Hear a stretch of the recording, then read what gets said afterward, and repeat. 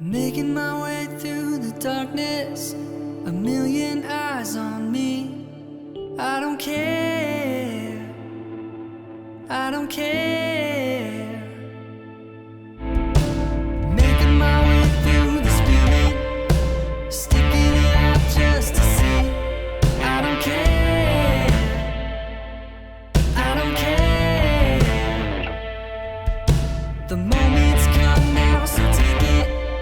To fight for what I believe, 'cause I can, yeah I can.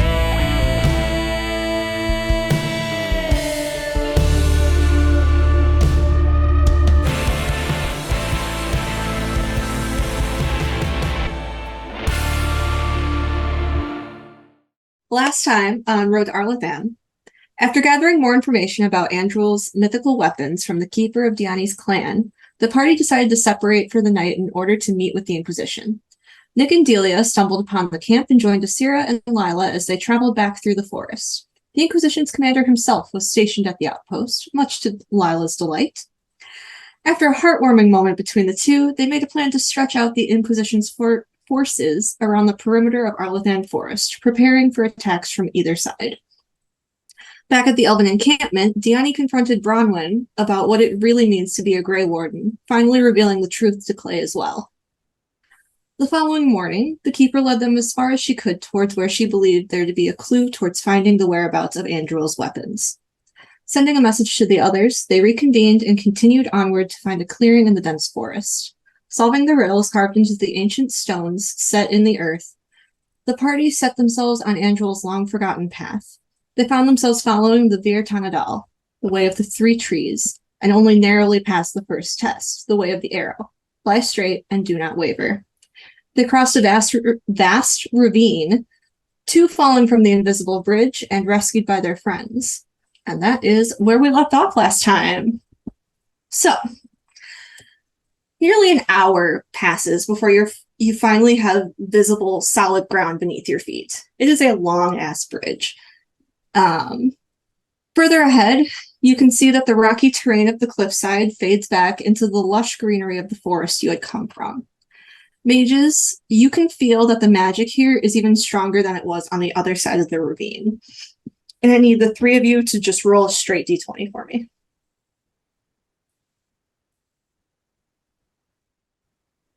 Did you say anyone that wants to, or? Just the mages. Oh, okay. Not 20. Okay. On the dice that 3 got me. What did you two get? 13. Hills, you're muted. I got a 4. Okay. So, Hills, on your sheet, I need you to mark one failed death save. It's not an actual death save. It's just for tracking purposes. It's just to keep track. I promise.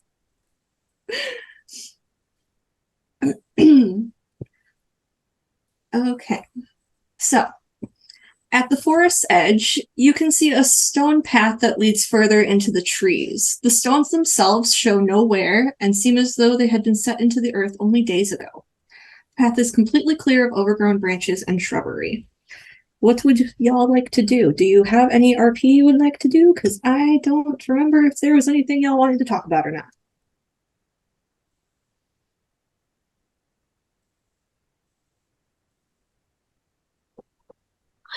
Don't Nope. think so. Okay. Do you take the path into the forest? Yeah. Yes. If there's no other clear way to go, then yes. Okie doke. So, you head into the forest, and after about 20 minutes of traveling down this path, it opens to a clearing. The tree branches hanging overhead block out most of the sky, and at the other side lies a large stone door, the arch of it identical to the one you passed through across the ravine. However, seemingly guarding it are 6 stone statues, each depicting nearly identical hooded figures. Each statue is facing a central table covered with an intricately embroidered green cloth, atop which sits an assortment of oversized items carved out of the same stone as the statues. A book, a scythe, a dagger, a hammer, a spear, and a crown. A book, a knife, A book, a scythe, a dagger, a hammer, a spear, and a crown.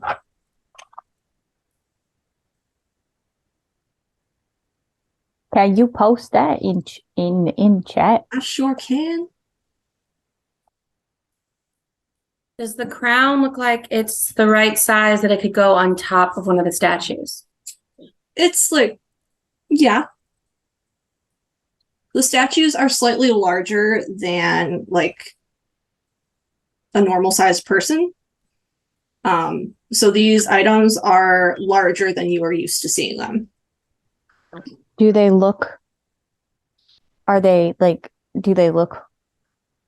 a certain race?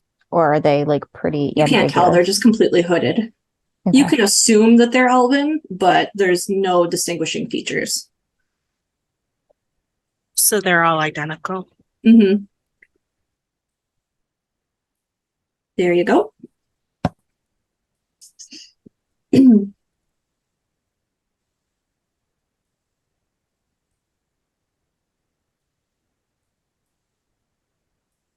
All right, well, Clay will go to touch the hammer.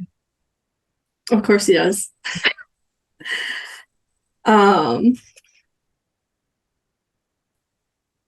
Are you trying to pick it up or are you just looking at it? I guess can I actually make like an investigation about the table, like all of the things on it? Is there anything that I notice that is like interesting or trapped looking? You can roll investigation. Oh, cool. Hey, Callie, you know, that gives me a really good opportunity to use my new dice. For comparison, this is a normal D20 size. This is the size that I typically use because it's big and extra. And this is the size that I just got Nice. at the con this weekend. So let me try this new dice out. A 17. Investigation? Mm-hmm. It's more than 20. Okay. So looking at these items, what were you looking for again? I'm looking to see if there's anything like interesting about them, if they look like there's like wear on them, or if they look trapped at all. You do not see any traps, and they are carved out of the same stone that makes up the path that you walked through, as well as the statues and the door ahead of you. Okay. Other than that, there's nothing particularly interesting about the items on the table, other than that they are oversized. Okay. Can I? Two investigate thoughts. statues? Go ahead. I just wanted to investigate the statues. Okay. Katie, what do you want to do? More speaking out loud, I mean, probably as Lila, but two thoughts. I mean, they seem like they would match up with the different gods. I'm wondering if either we need to put them on the statues and we have to figure out which order somehow, or if we need to have whatever thing matches with the god that has chosen us. Can I assist Ashara with looking over the statues, Yes, specifically Yeah. specifically using like my stone sense and like looking for any like markings or anything to distinguish them from each other? Sure. You can roll either perception or intelligence or investigation, whichever one you hire in. With advantage. Me or Ashara? Ashara. Oh, okay. Oh, well, the first one was better. Oh, a 13. Okay. That's with advantage? That's with advantage. Oh boy. I know. You are looking at these and you're just like, yeah, these are some solid statues. I'm gonna move past them and just sort of look at the door and the stone archway. Yeah. So it is covered in similar carvings to the first one you saw, It's got the 3 trees at the top of the arch, except this time the one in the middle is more intricately carved than the other 2. And it has the words carved Vir Borasan. And what do I see beyond the archway? It is a solid rock door. Nice. Okay. All right.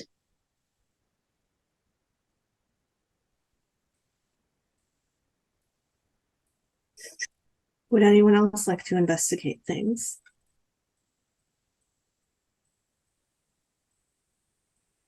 Please. I would like to pick up the hammer and then go and investigate the statues. Okay. Roll strength for me.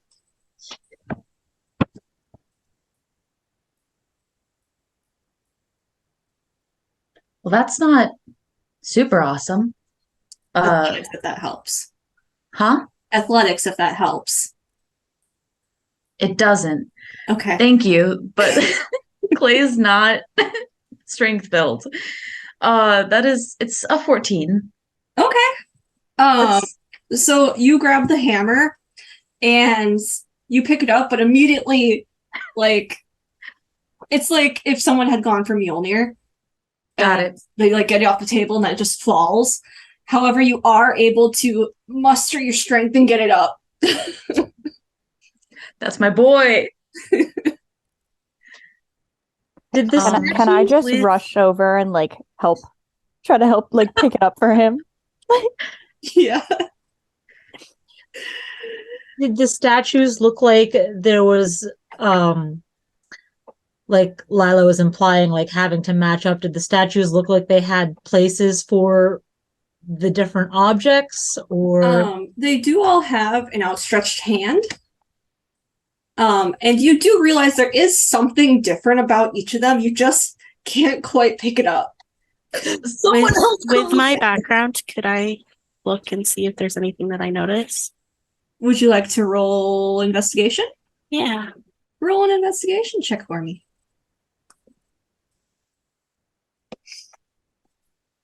$18? Yeah. So you go up to the first statue and you see that the fingertips of it are stained black and they drip with ink.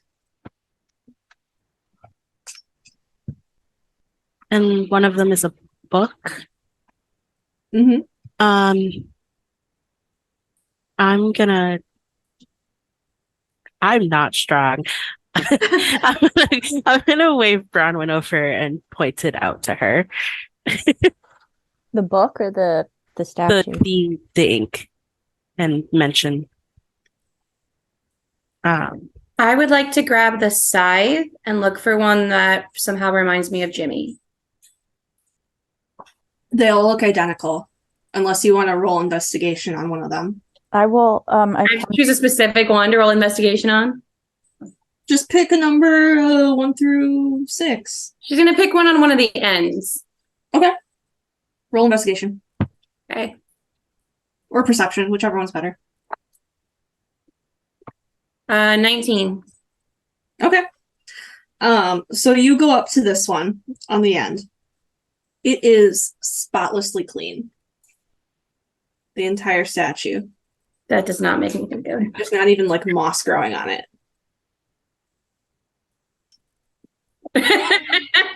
I'm gonna turn and say, this one's clean. Like, I clearly have no idea what that means. could be the crown? Yeah, Bronwyn's gonna Well, those raise an never get eyebrow and be like, "So, how nobility wants to appear?" Hey. And then I would like to try and pick up the book and bring it over to the one Diani looked at. Roll athletics for me.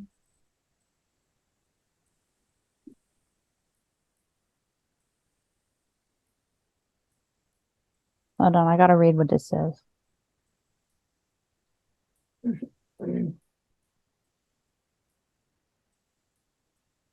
16. Yeah, you are able to fairly easily pick up this heavy stone book and carry it over to Diani. I put it in the outstretched hands of the statue.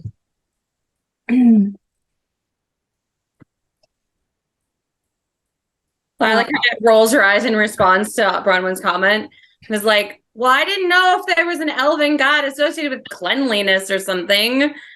And is gonna walk like to the other end, the opposite end, and again look to see if there's anything that makes her think of Judy. Okay, so Bronwyn, when you place this book into its hand, the other hand comes over from the statue and places itself on top of the book. I'm sorry. What? Okay, does it move like? Does it make a grinding noise? Like, does it sound mechanic or magical? Think like the chessboards in Harry Potter. Okay, it's a little less alarming. Delightful. Okay. Mm-hmm. I would like to look for one that reminds me of June. Pick one. What's left? We could just go down the line. Could just go down the line. What's next in line? So next to the one with the book, which is on the end, Katie. Investigate? Katie? If you would like to roll a check, yes. Perception or investigation. Katie or I? Either one of you. Or you could both roll and do the next two.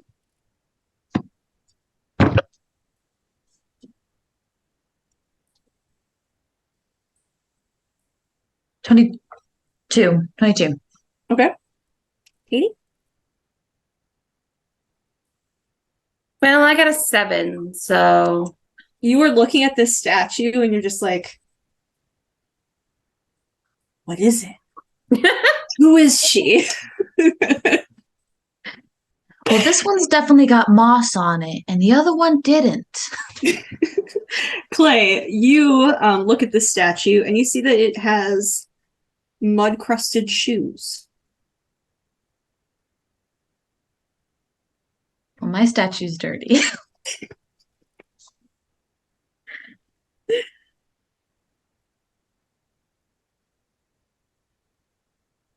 Is there out of character, is there a character elven god of Dirt farming? Dirt Of- man. Agriculture, or are they all I assume someone's associated with it in some way. okay? I just don't I was know like- in my head. but I'm thinking I Sod would because he's god of death. Not god of death because he's doing the fade stuff.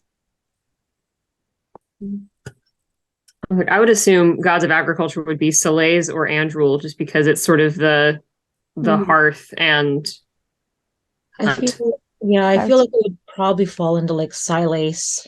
That's what I was thinking. Okay, but scythes aren't just death, aren't scythes also used for like crops? Yeah. yes for it could be harvest. That's what I the- was thinking could be about the mud one. agriculture. Yeah. I think we should investigate the others and use process of elimination for any we're not sure about. Which has been all of them except the book. When Lila can't figure out the statue, she just like walks back and sits down the side and is like, okay, I'm gonna step back for a sec. Can I you go? got one that was- So I want What- to. Sorry, go ahead. you go ahead. I was just going to say, I want to snarkily go investigate the one that Lila couldn't figure out. Roll. You said I can do perception? Mhm. Natural 20 for a 28 total. Yeah. This one, you see that the hands are stained with blood. I just point to the hands and I'm like, Lila, they're bloody. She's like shrugs her shoulders at her and just grabs the crown and starts heading over to the one that they all told her to put the crown on. The clean one. Did you put the crown on that one? Yeah, she's about to, unless anyone tries to stop her or something. Yeah, go for it. Okay, yeah, and she's going to.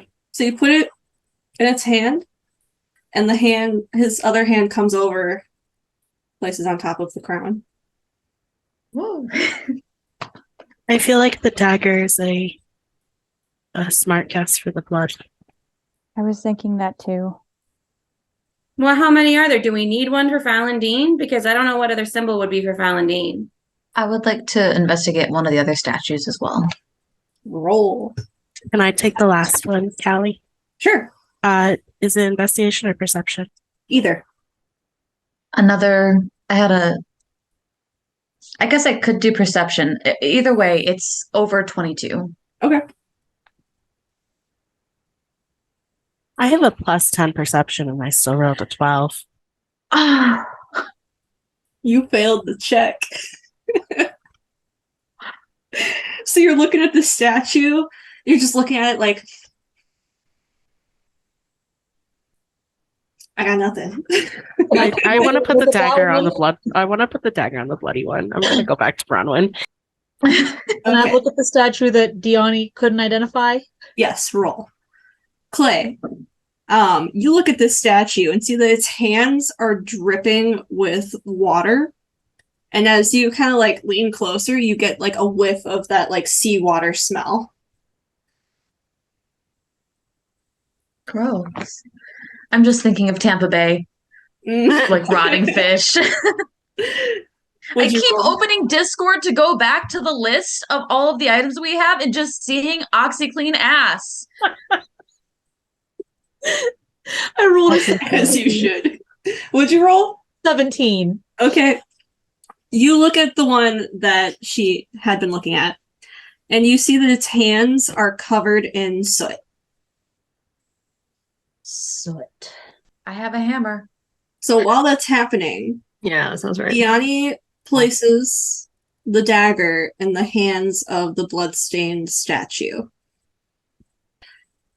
This time, you place it down. The dagger disappears. And you hear this, like,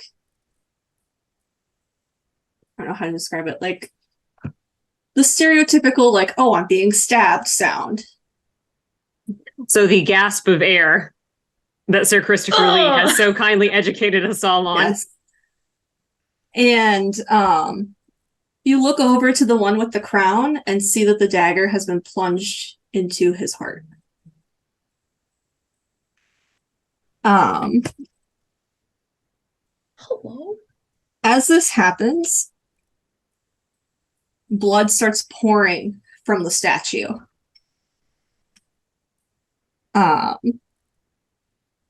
And you see spectral hands clawing its way out of its chest. Callie, did I trigger the only fucking fight that you had planned? You did. Roll initiative.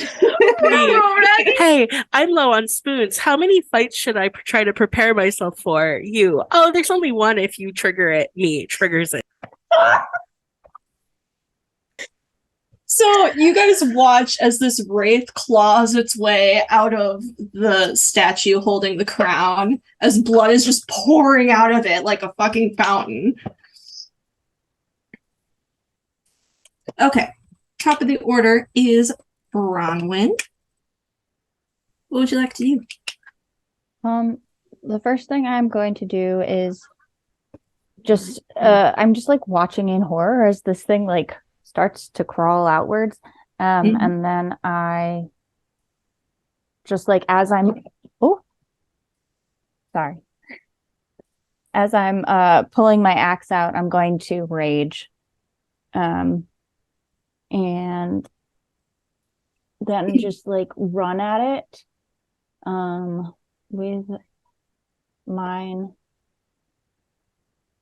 axe, and just like kind of running to swing it down through. Are you leaping across the table or going around it? I was thinking going around. Can I get to it if I go around, or do I have to leap over the table? What's your movement? My movement is 40 now. Yeah, you can do either. All right, I would rather not test my dex. So let's go around the table. Okay. How's that? Yeah, that's good. Cool. Do I get flanking since Lila's right there? Yeah. Sweet.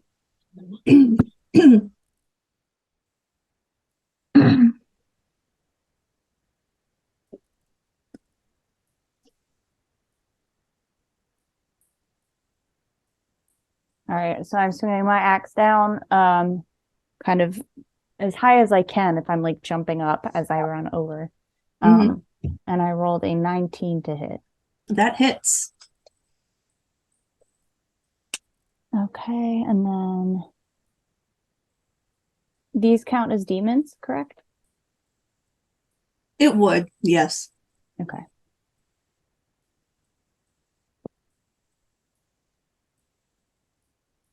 So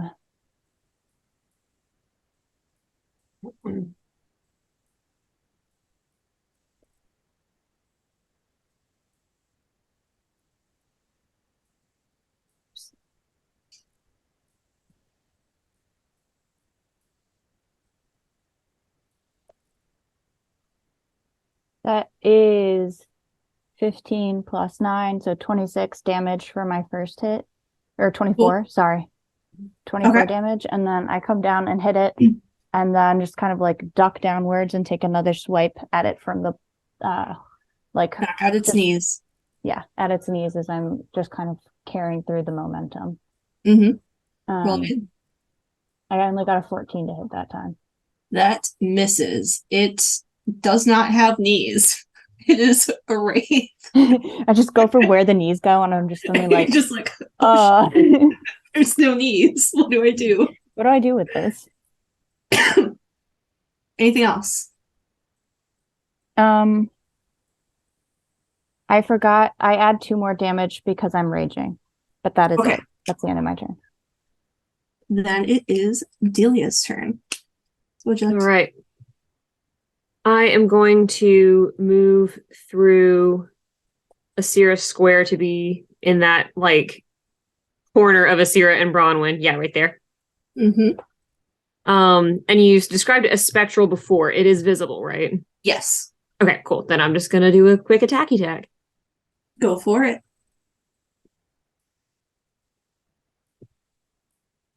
That would be a natural 20. Hell yeah. Okay. So here's where it gets confusing, because sneak attack is 96 for me. Oh boy. Okay.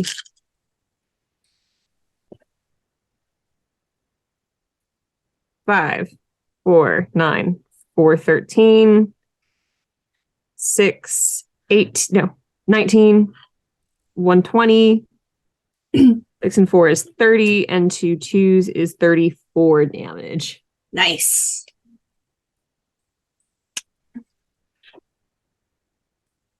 So you come running forward. For flavor, you leap off the table. Yeah. And come in driving your... Are you using your daggers or your... My short sword and dagger, so for flavor purposes, the Dragon Age daggers, which are definitely not actually daggers. Right. You come down with your weapons and just drive into this thing. It lets out a scream, and this, like, spectral ooze spurts out all over you. You're just covered in goo. Okay. But you got a lot of damage.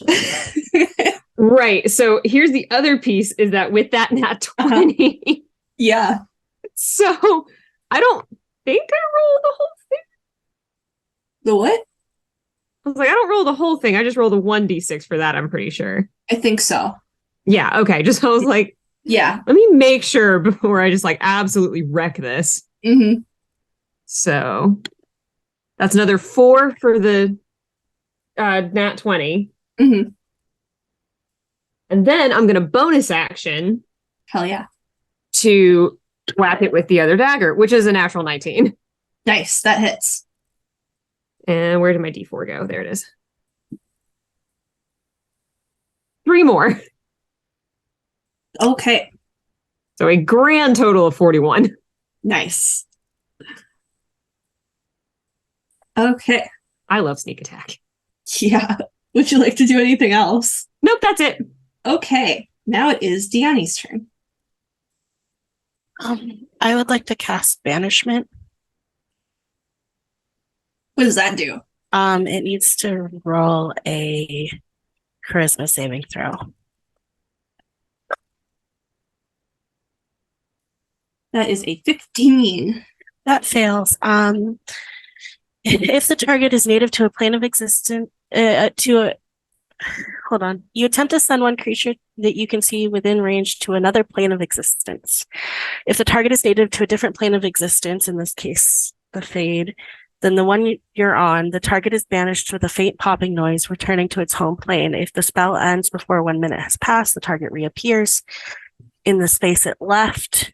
Otherwise, the target doesn't return. Okay. Diani coming in and ended the combat real fucking quick. Fuck Johnny's it like, up, I brought you babe. into this world. I'll take you out of it. Yeah, exactly. Tiana's like, I started this, I'll finish it. Absolutely. Hell yeah. And she's embarrassed. Like, you could That's tell she's my embarrassed. It disappears. Mwah, mwah, mwah, mwah, delicioso. And then I'm going to move and go sit somewhere so nothing disrupts my concentration. Sorry. Sorry about that.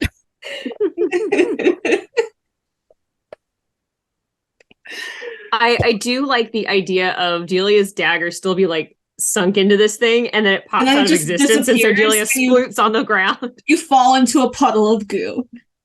Yeah. Suddenly I was like, no knees? No kneecaps? Oh, no wraith at all. Tyler's literally like still pulling out her freaking sword. Like, Okay. oh, well, guess it's gone. Never mind. But is the statue still stabbed to the heart? Or did it like return to how it was? It's returned to the table, actually. The dagger did? Mm-hmm. Is it All right, so not that one. I'm going to hazard a guess that it's the spear that goes to that one. Do you Let's place the spear? I still think I will attempt to place the spear, yes. I feel like we should avoid the blood one until the end. Let's look at the other ones. Is there Let's- one that we Oh, still yeah, haven't the one identified that- first? The one that was Ashara was in front of before this all happened had soot on its hands. So she Hammer. would turn to Clay and be like, hammer, I think. Yeah, okay. Well, Clay's gonna go put the hammer on the soot hands. You place the hammer, and the other hand comes over, places on top of it. Good luck, y'all. So we have one with dirty feet, muddy feet, one with bloody hands, and an unidentified one. Is that correct? No. All right, we've done the crown, the hammer. And the Book. book. So you have the scythe, The spear. the dagger, and the spear left. And you got the mud one, the blood one, and the seawater one. Seawater. Oh, the seawater. I I mean, this seawater be. the spear could spear? go with seawater because some people be Spear stabbing fishing. fish. But I feel like, oh, well, I think the dagger should go with the muddy boots for like Andrew. all right, but think about Hunting? it. What about, like Diani said earlier, a scythe can be used to harvest crops. Mm-hmm. Mhm. Dirty feet, farming, you're out in the fields. We also might but not they have are- to put anything on the blood one. The blood one might be there as a trap. I'm just trying to think. Okay. She like starts to say to me and is like, am I gonna get in trouble? Don't, Dalish, where she's like stumbling over every word. Is it, don't you do more hunting than farming? I mean, I saw it, Dalish you're not wrong. with but- muddy but, I mean- boots. I would assume they've been hunting in the forest. but Does you can anyone also think forage that- for herbs? Does anyone think that anything other than the spear could go with seawater? Like would a scythe or a dagger go with seawater? Then let's try the spear with the seawater one. I'll kind of like I go pick it up and then I look around to make sure people have their weapons ready. Yeah. Before we place that, Could I make an investigation in case there's anything that we haven't noticed already, specifically anything that's hidden? Sure. I just want to say that when she starts to go and she's checking to see everyone has weapons, Oh my God. Lila assumes it's a check for like, should I be doing this? And she kind of goes like, 25. Okay. So looking around, the only thing you notice that seems out of place is that the dagger itself now is bloodstained. Okay. Like old bloodstained, not like the fresh stuff that was spurting from the statue. Weird. Out of curiosity, has the doorway changed at all as we've placed some of these things? It has not. Okay.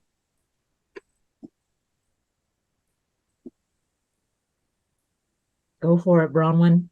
I'm gonna set it in the hand. Okay. You set the spear in the statue's hand with the seawater dripping from it. Your glove comes back slightly wet. It does place its other hand over the spear.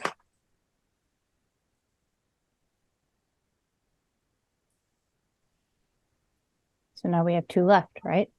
And we know the dagger isn't bloody hands over here. Yeah. Place the scythe in bloody hands. Because I think it could be a Grim Reaper reference. Not that that's a Dragon Age thing. But Try it. I'll take the risk. I'll put the scythe in bloody hands. Okay. You place the scythe in its hands, and there's a rumble before each statue drops what they're holding. I think maybe we have to do that one last. That's what I'm thinking.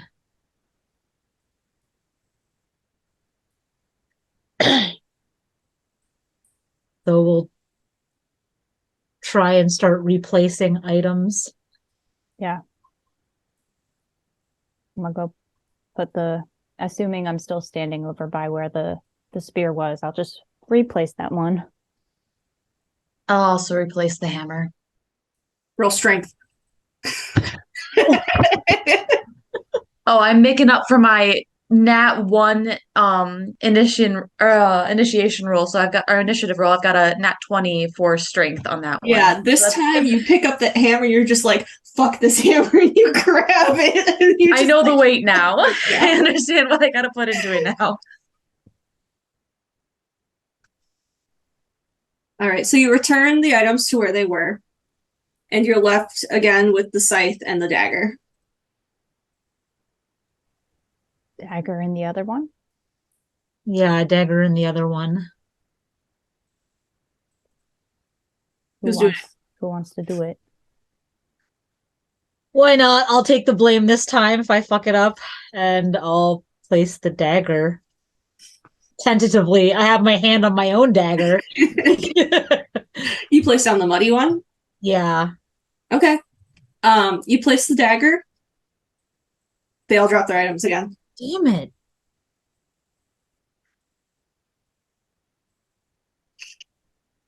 Are there any Bronwyn just kind of looks around. Are there any like Elvhen stories maybe that would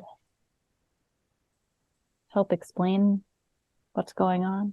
Can I think back, make a history check and see if any of Ashael's stories would relate to any of these things? If you would like to. Have we put the scythe in the muddy one yet? Yeah. Oh, no. Okay, replace all of them. That's actually a good point. Maybe That's a the good point. dagger I is. still think it's a harvest thing. I think that the bloody one of the dagger is a trap. So we'll replace the items again and put the scythe in the muddy shoes. What order are you placing these in?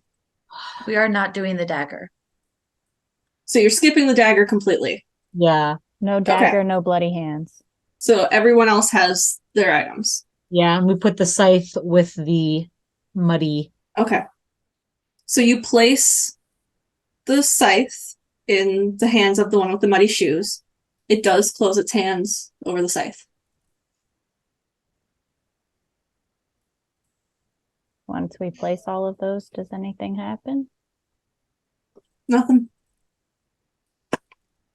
Should we try the dagger again now that they're all holding their things? I mean, So the dagger was stabbed into the other one. Can we stab this one? Let's just place it, I guess. gotta try. Who's gonna do it? Does anybody have any other ideas? I mean, I think stabbing it would be. I'm just gonna go do it. I'm just gonna go put it back. Okay. So you place the dagger in its hand.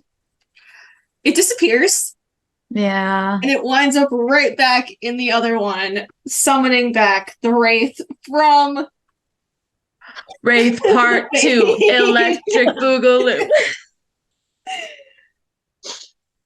A string of elven curses just flowing from Bronwyn's mouth, and then she's like, sorry.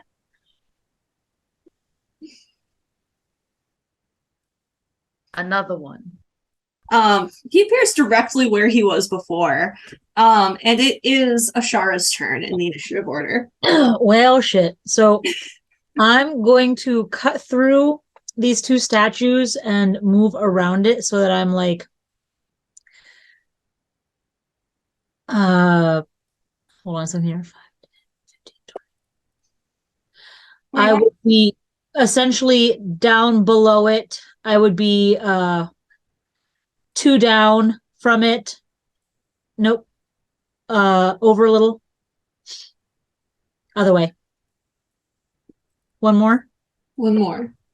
Right there. Cool. And I'm going to... Wait, this is a wraith, right? Mm-hmm. You know what? No, I'm going to come up closer to it, behind it, and I'm going to stab it with my daggers. Nice. When was the last time Ashara stabbed someone? Kirkwall. Okay, roll to hit. Oh, that sucks. 15 for the That's first a one. miss. So you come running around the statues, drawing your daggers, and you're ready to stab at it. And it just kind of like looks at you, and it poofs and disappears before reappearing.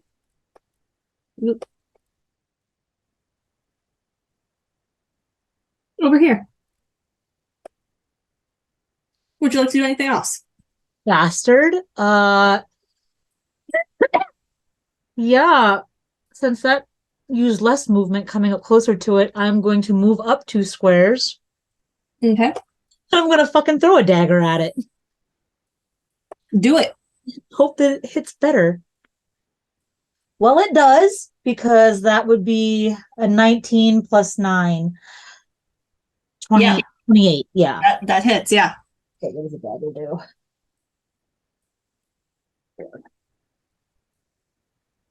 7 points of damage. Okay. So you, he disappears. You look around, hear the poof of him appearing again, turn, throw your dagger, and it goes right through his chest and lands in the ground behind him, but he still lets out this scream, this screech, as he experiences the pain of your dagger. Would you like to do anything else? Nope, that's my turn. Okie doke. It is Asira's turn. Sweet. I am going to cast Eldritch Blast. Hell yeah. Alright. No, that's not going to hit. What is it? Because I got a natural 1 plus an 8, or a 7, which is an 8.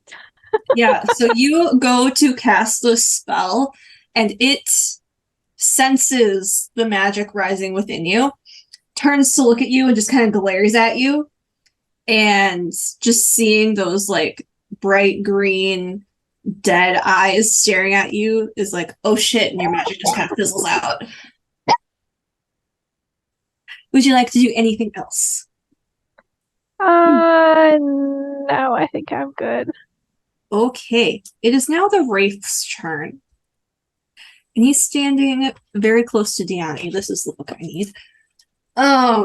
Diani did say that she went and sat somewhere else. I don't know where, if that means that Seb would move her, but I mean, she could be sitting by the table. I'm not gonna make Callie move me around. So it is going to slash at you with its claws because they have. I'm just using the wraith from the book because I'm lazy. That is caught somehow.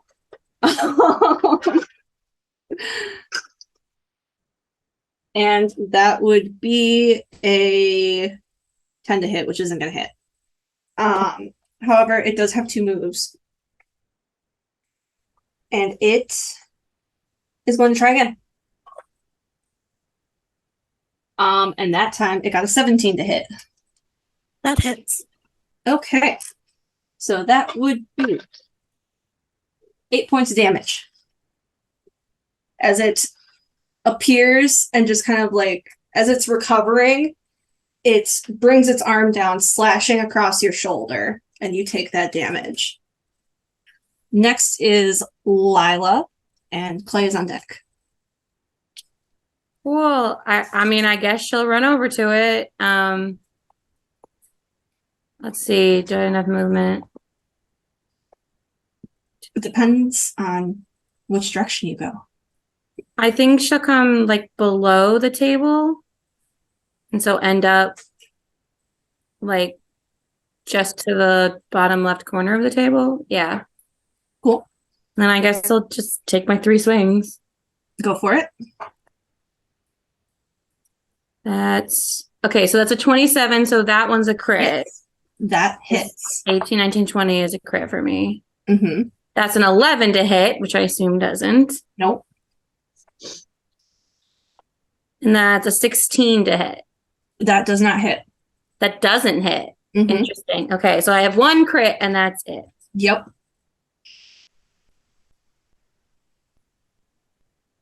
So that is 11 damage. Okie doke. Oh, wait. No, wait. There's the special thing on the sword. So, so 21 damage. Damn. Okay.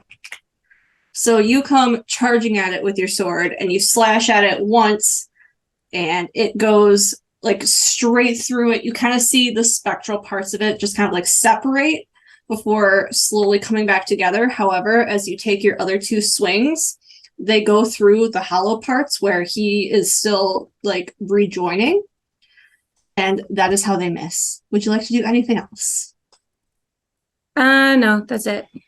Okay. Clay with Bronwyn on deck. okay. I would like to go to the one diagonal up from Diani to the left. Basically, he sees Diani get hit, and he just leaps Here. over. Yes, to there. Yep, perfect. And just takes his rapier and dagger and slash.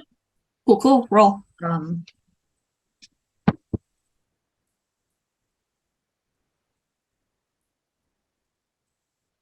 23. Yep. 23. And so, and can I do this one?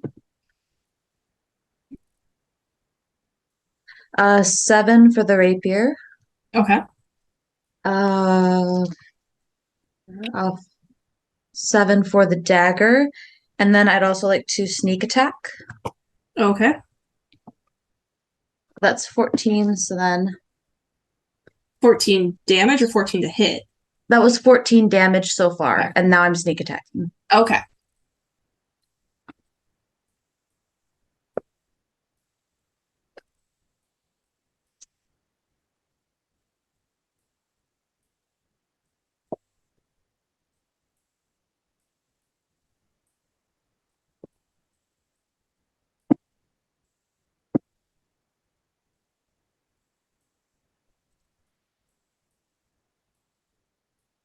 $42 damage.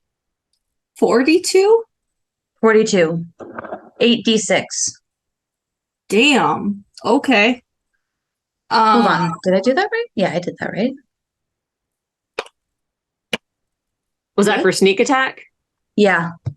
I believe it's 9 because it's 8d6 additional.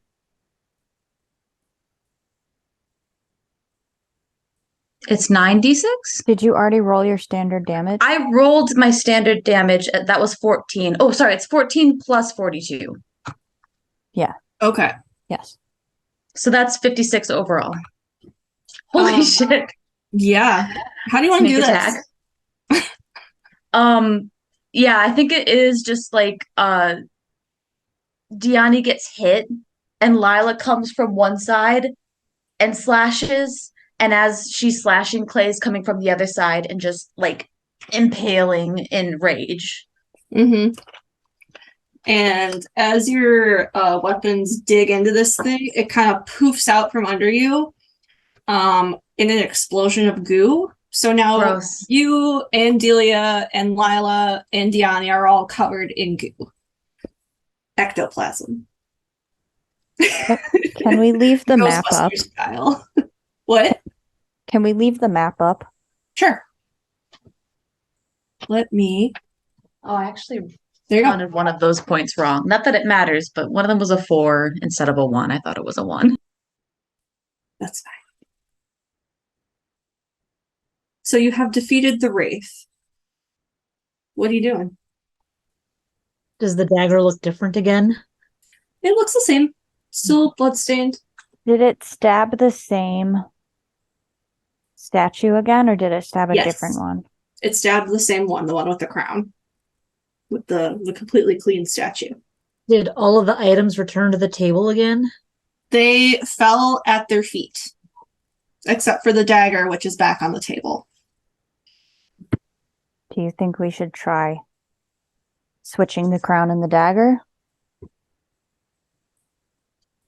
I mean, might as well. Why not? What order are you doing this in? See, Oh, that's why I feel like this is an order thing. Do we just want to start at one end and work our way down? Right Well, to let's- left, left to right. Maybe before we try that, we try putting the crown in the bloody hands and see what happens before we do everything else. I don't know.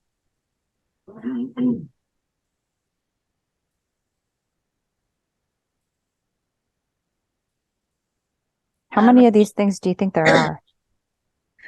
Think they'll just come out every time, or I don't know.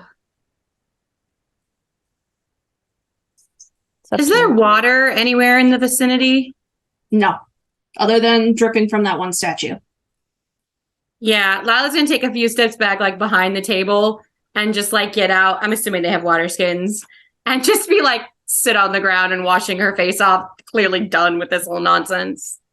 I will tell you on the map, the order, it goes the one with ink from left to right, the one with ink, the mud, blood, seawater, soot, clean. So the one with ink didn't drop the book when we did it first. It dropped the book every time everything else got dropped. I know, but like the first time we put it on, it didn't do anything different. So maybe No. that was the right order to start with. So should And we you put just other things on out of order and they still were fine. do them? Just go left to right? Yeah. Let's try that one. But we'll put the crown with the bloody hands this time. So what are you doing? What if, okay, So, okay, just thinking of this not in context of Dragon Age. We're putting the crown in bloody hands. What if we put the dagger in the clean one first? I think that's what we're thinking. Oh, I thought you were gonna put the. We're just trying to figure out which end to start at. Did you? Okay, I might have misheard. Yeah, we're gonna switch the crown with the dagger, but we're starting with the book and then moving our way down the line. Yeah. And I mean, like, the- switch it so that we do the clean one first. Oh, you want to before start at the bloody other end? Yeah. Because it seems like the bloody hand one is the one that keeps stabbing the clean one. Mm-hmm. So maybe we start at the right end. Yeah. I mean, we can do it either way, but that's the one that keeps stabbing the other. I don't know if I want to put the crown in his hands. At the very least, if we start with the dagger and shit goes down again, we're prepared. Is the clean one all the way at the right? Yes. Let's I try put the it. whole order in the Discord chat. Let's try putting the dagger in the clean hands. Okay, are you doing that? I'll do it. Okay. So you walk up with the dagger, place it in the hands of the clean statue, and it drops it. Okay, so the dagger does not belong there. Then I guess right to or left to right then. Or it's the wrong order, so yeah. So let's start from the left with the book. Okay. So you place the book in the hands of the one with the ink. It covers it. You make your way to the mud-crusted one, place the scythe. Its hand comes over. You get to the blood-stained one, and when you place the dagger, its hand comes over it. It's an order thing. Going to the one with the seawater, you place the spear, the hand comes over. Same thing with the hammer and the crown.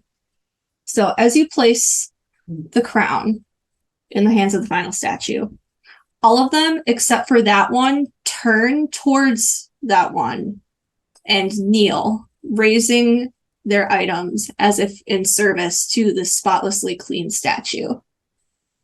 And the one with the crown slowly raises its other arm as it turns towards the stone door. Its hand lights with balefire. And the center tree carved into the top of the arch glows this bright white. There's a deep clanking sound, and you feel the earth rumbling beneath your feet as the stone door slowly slides open, revealing a pitch black tunnel.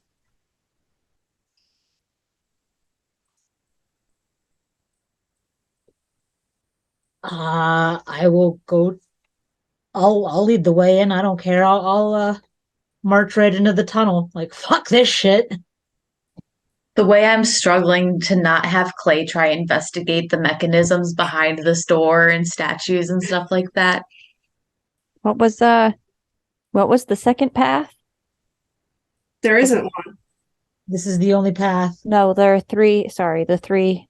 Oh, that path. Oh, Bronwyn is asking the elves, kind of just generally out loud. What was the second? Because this door had the second one, you know. yeah. This one is the way of the bow.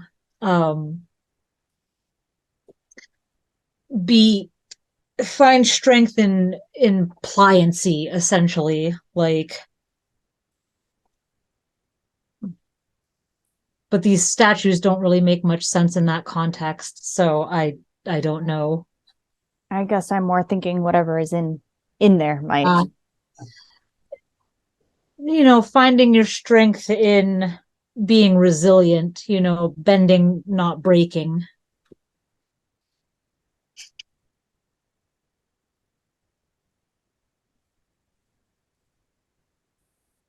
But I walk away. So you Let's all go. enter the tunnel. It is pitch black in this tunnel. And once you are all inside, the door slides shut behind you, enveloping you in darkness. And that's where we're going to take a break. You all are in this tunnel as darkness washes over all of you. You reach around looking for anything, the wall, any source of light. Even those of you with dark vision, you cannot see anything. And as your arms are moving around, you find that there's no one around you. And each of you is completely alone. So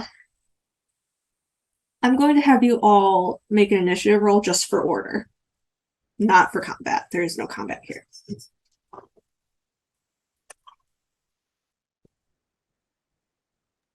18. 16.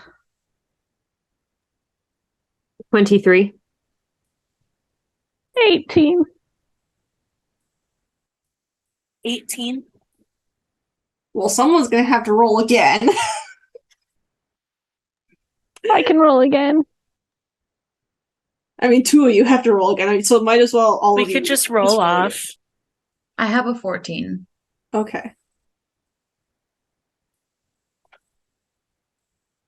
I rolled a 6 when I rolled again. Okay. Me too. I rolled a 7.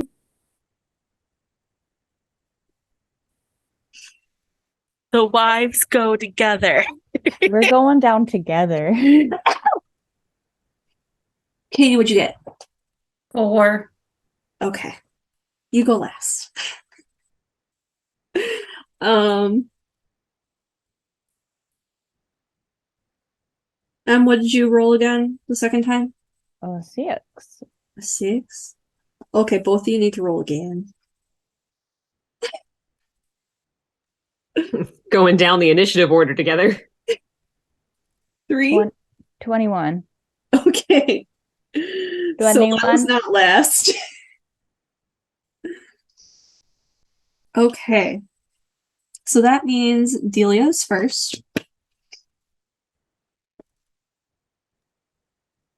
Okay. Delia. You walk further through the tunnel, and you see a flickering light ahead. And as you walk into this light, you find yourself in your childhood home. Your mother is laying in bed, holding what looks like a bundle of blankets, while your father stands at her side, his hands extended towards a little girl, her sandy hair pulled back in a braid that's tied off with a bow. And he says, "Come here, Delia," beckoning her closer. "Come meet your brother." The little girl takes a tentative step forward, standing up on her tiptoes to try and peek over at him. Finally, your father steps forward, scooping her up in his arms and carrying her to the bedside so that she could better see the baby in your mother's arms. "This is Aiden," he says, "and it's going to be your responsibility to help look after him." Your mother suddenly reaches out, tightly gripping the small hand of your younger self. "Swear to me that you won't allow anything to happen to him, Delia. Swear it." "That hurts," the little girl says, trying to wrench her hand away. "Swear it, Delia."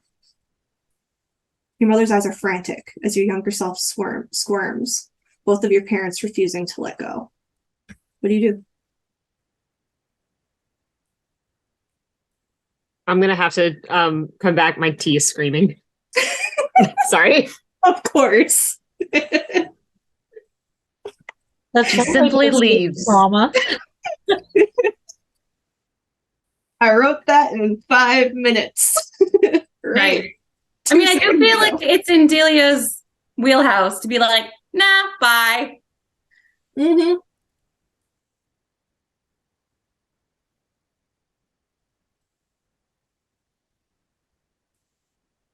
Okay. Okay, so what do you do? I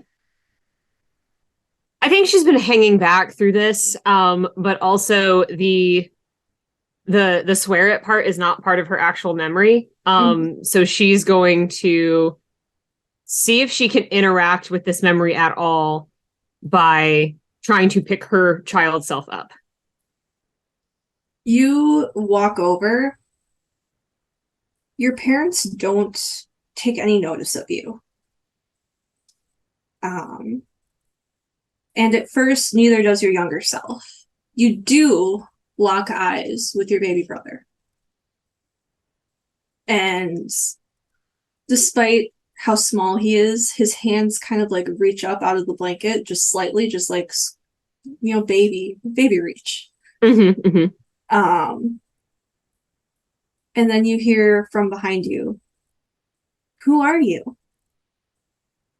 And as you turn, you see your younger self staring directly at you. She's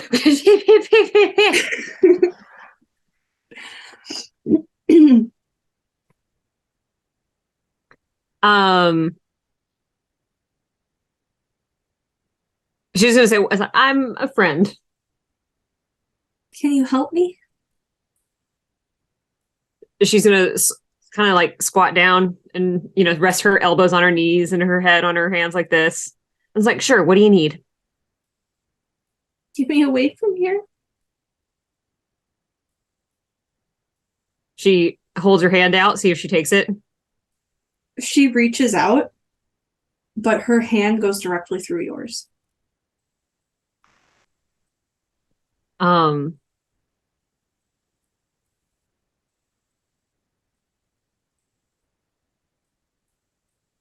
Delia is going to say, "Listen, I don't know if I can get you out of here right now, but trust me, you will get out of here." "How do you know that?" "I just do." And she goes to like boop. She just kind of blinks like,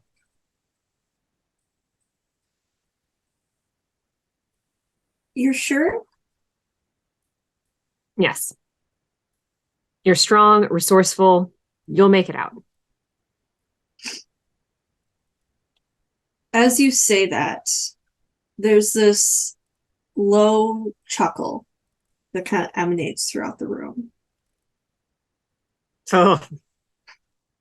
And your younger self freezes the way that kind of the rest of the scene has.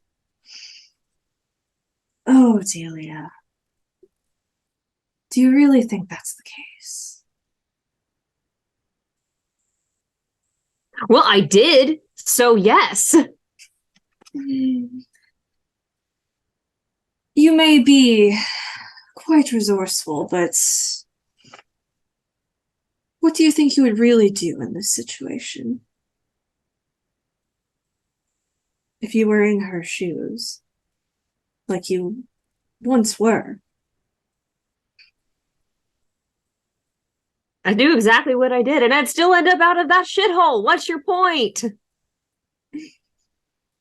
"My point, child, is that you're not meant to be here."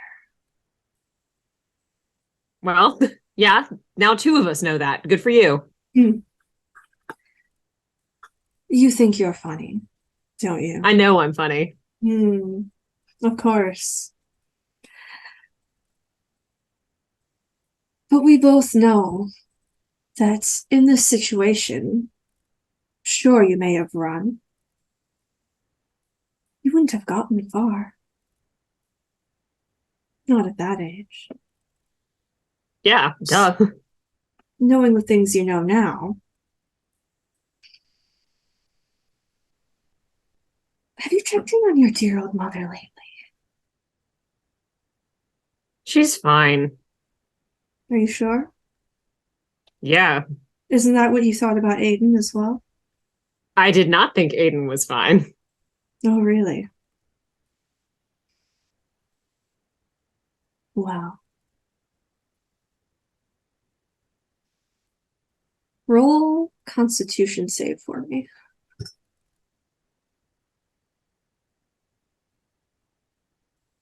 14.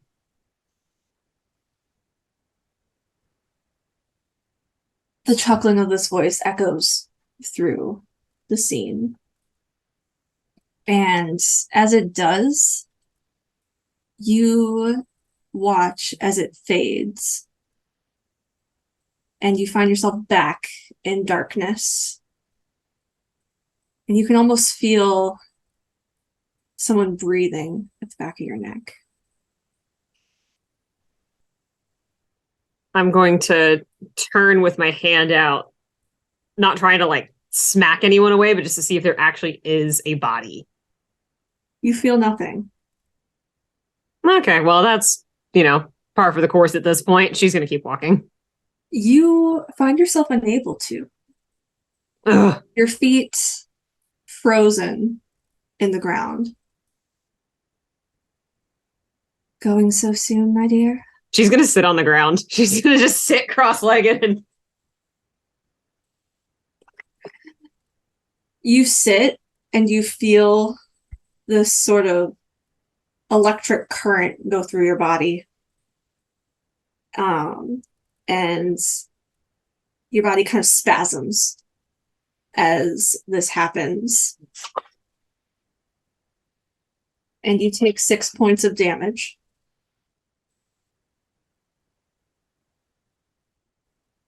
You don't know what you've gotten yourself into, my dear. Yeah, and no one has explained it to me. Many have tried. It's just how willing you are to listen to the truth. Which is? Follow your instincts, Julia. There's no one here you can truly trust. That's how you've gotten through life, isn't it? See, this is the thing about the truth, is that that's not really how that works. Isn't it? You don't know what you've gotten yourself into. Yeah, no one's told me. Follow your instincts. That's not helpful.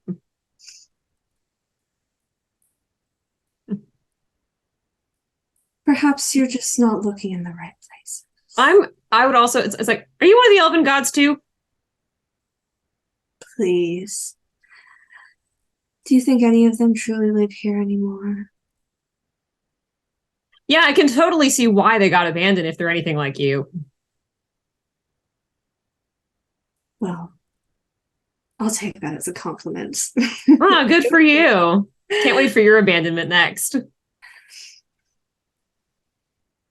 I can just hear Bree across the apartment through closed doors.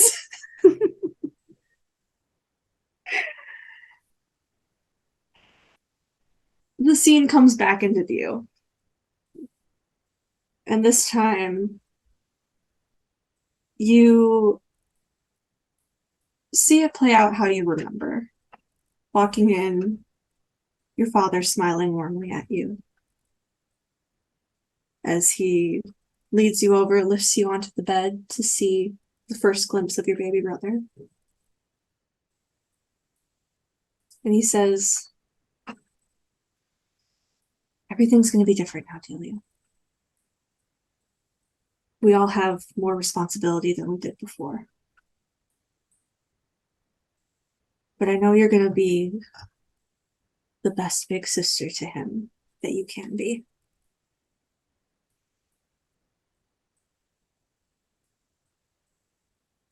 Adult Delia looks at baby Aiden's like, he still looks squishy. And everything fades to black once more. You find your feet released. And you're able to continue forward. As I continue forward into the darkness, I'm going to just like throw up a bunch of like, yeah, do you instinct that? All right. Next up is Bronwyn.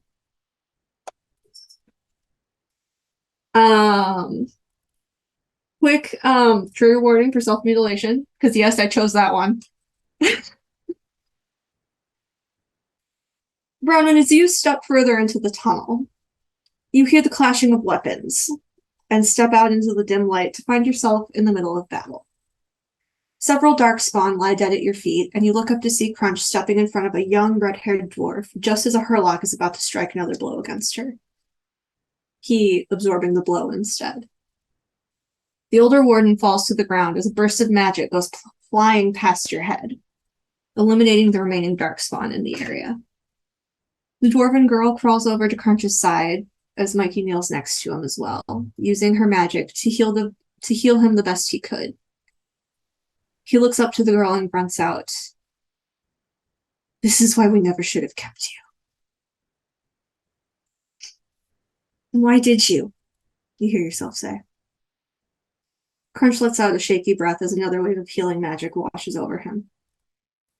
"Because no one else fucking wanted you." "The dwarves left you down here in the first place. The elves would never want a half-breed. You're too much of a rabbit for the humans to want you. You're only here because a shell couldn't leave a baby to die." He lets out a shout as Mikey presses down on his wound. "Oh, sorry, did that hurt?"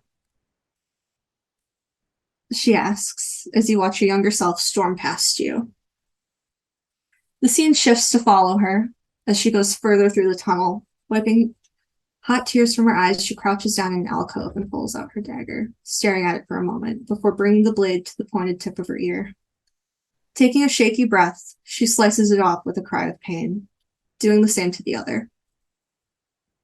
Footsteps approach as blood trickles down the sides of her face.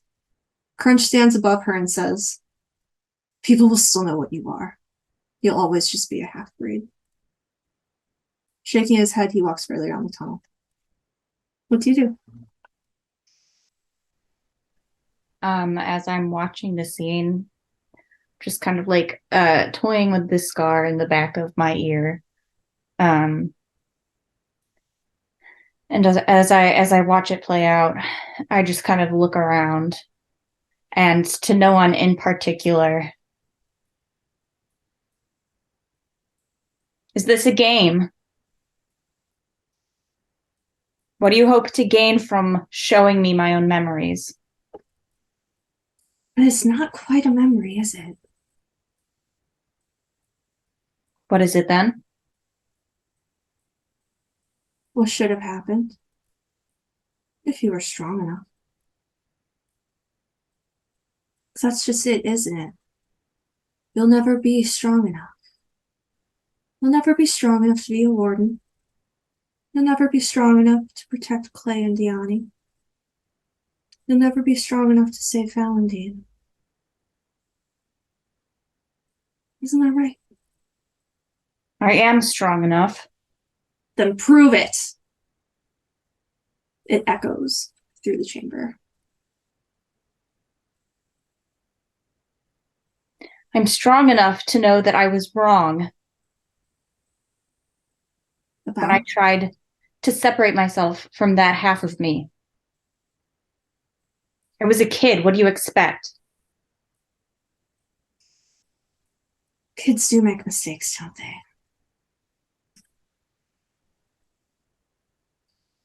But those children do become adults and continue to make those same mistakes if left unchecked. Why didn't you do it, Bronwyn?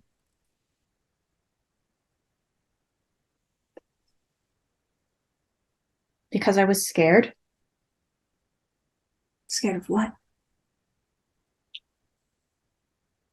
What does it matter?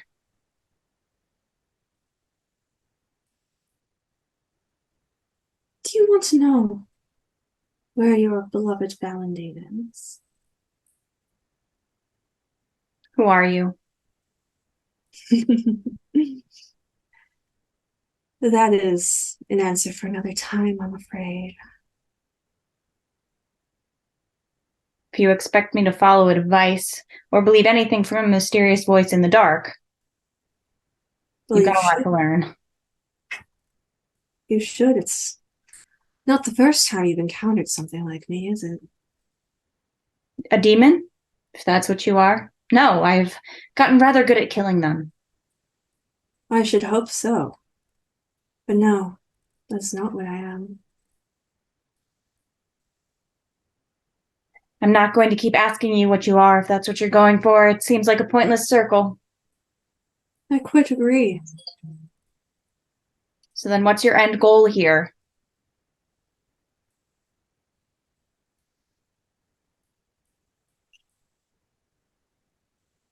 Silence fills the chamber.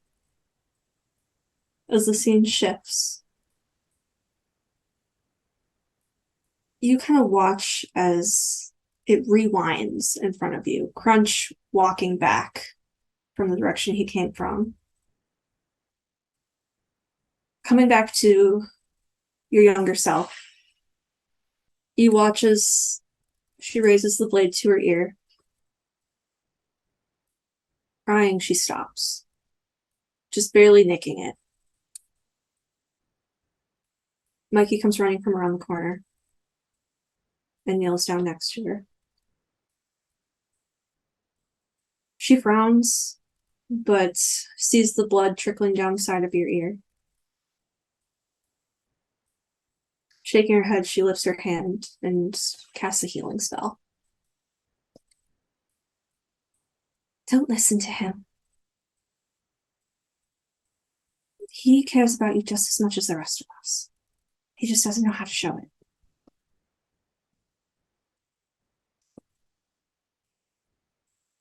And the scene freezes once more. Do you think they'd still be alive? If you had gone through with it? I don't think anything about my elven heritage affects Corypheus's hold on the Grey Wardens, no. Doesn't it? He came into this world because of the elves. To create a better world for elves. Why would you not benefit from that as well? Because I'm not an elf. Never have been, never will be. Perhaps not culturally. Deep down, you still have a part of that within you. I appreciate how big you seem to think of a part I play in this world, but I'm just another tool. You may be a tool, but you are a powerful one. I'll give you that. Be careful, Bronwyn. Every tool breaks. Everything fades to black. And you find yourself moving forward, whether it is by magical means or your own feet moving of your, not necessarily of your own will, but you continue forward.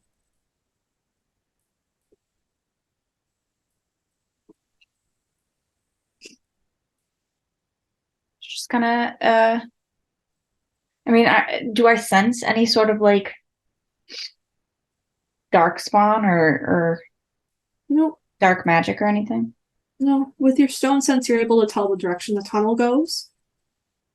I just keep walking as soon as I'm able to. Okay.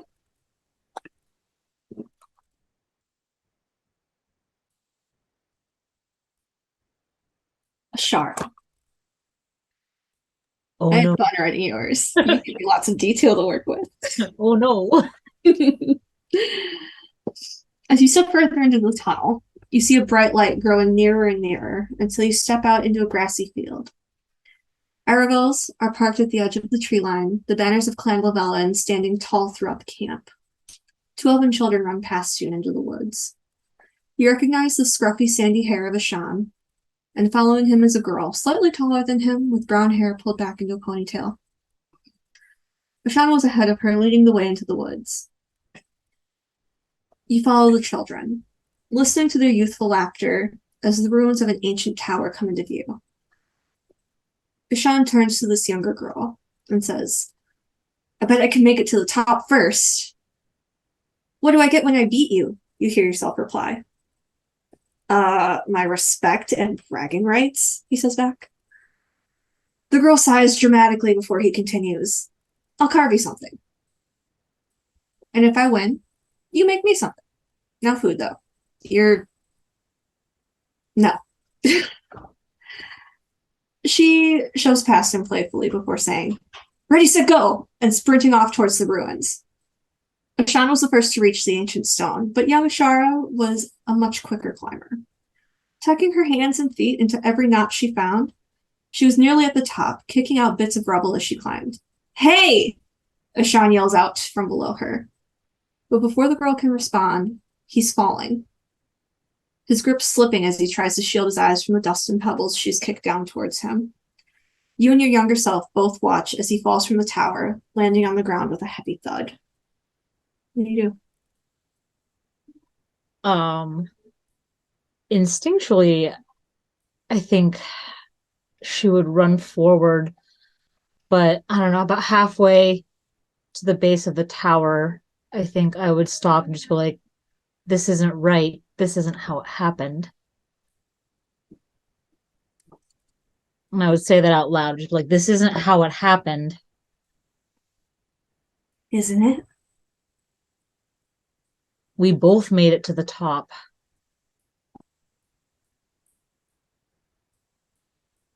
Roll just a straight d20.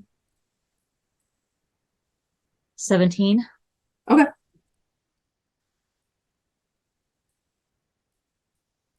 You may have made it to the top, but he still fell. Maybe not physically, literally. He definitely fell. And then he was gone, wasn't he? Yeah, and I wasn't there for him. No, you weren't. He was stuck in the Fade, helpless, alone for quite some time. And now the one person who was able to save him and keep him safe is missing. Because we both know that could never be you. First of all, fuck you. I'd like to see you try. Ew, gross.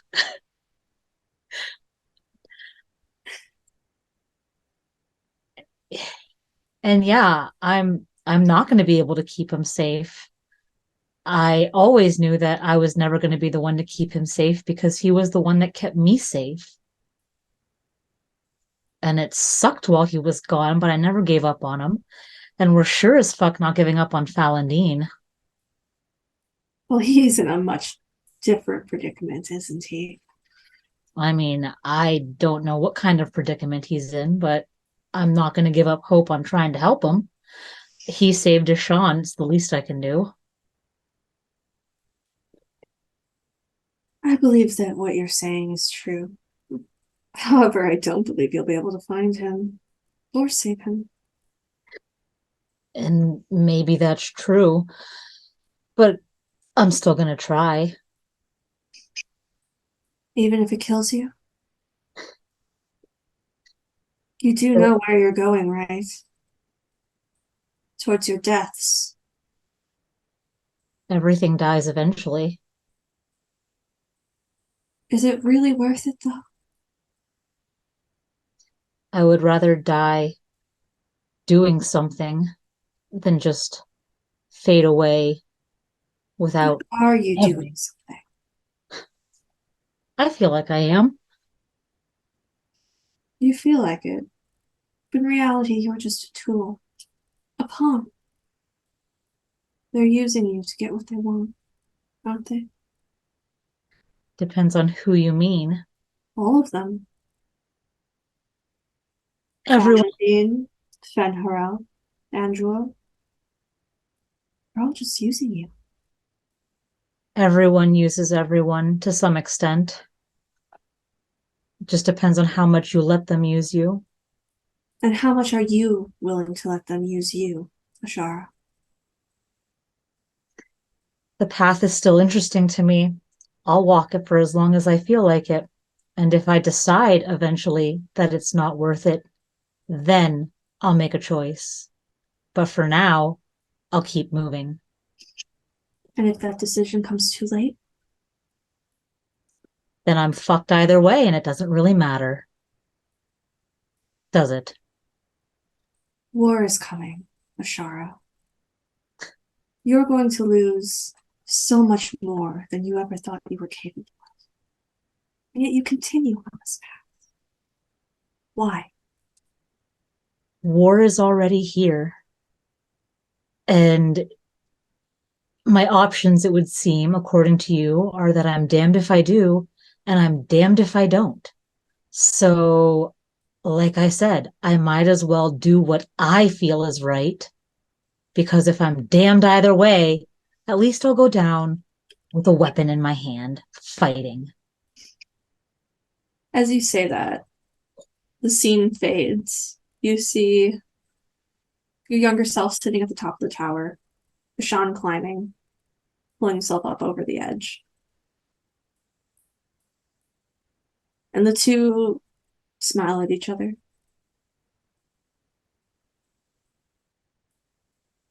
We both know this is what truly happened. But will it continue? I can only hope. Everything fades back to black. And with your dark vision, you are able to see the end of the tunnel. Well, I'll move towards it. All right. Next. Ooh, it's Clay's turn.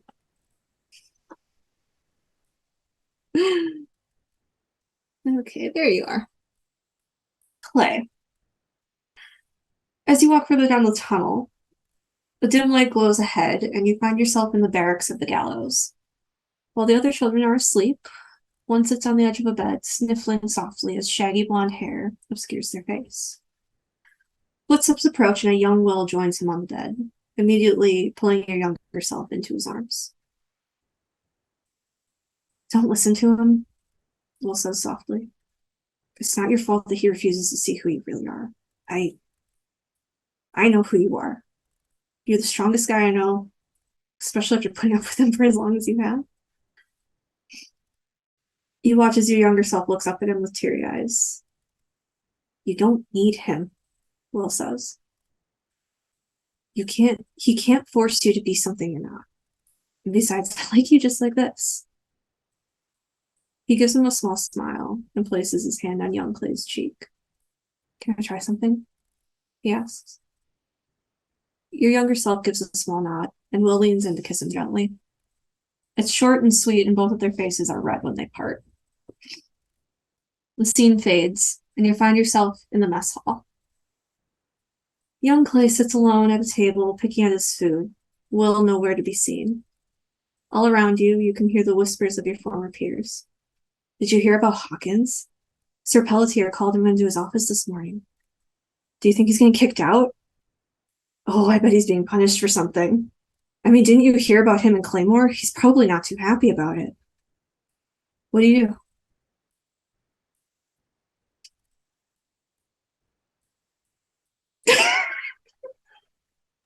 Bye.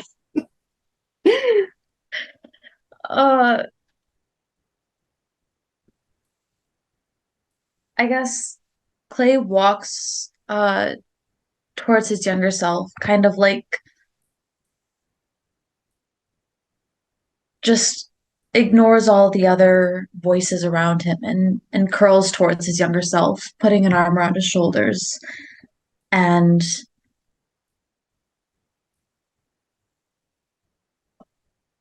remembering how it felt that day and offering all of the comfort that he can.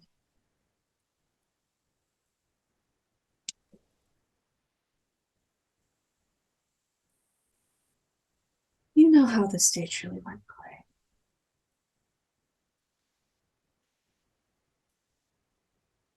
I assume you remember your fears. Where does it sound like the voice is coming from? Everywhere and nowhere.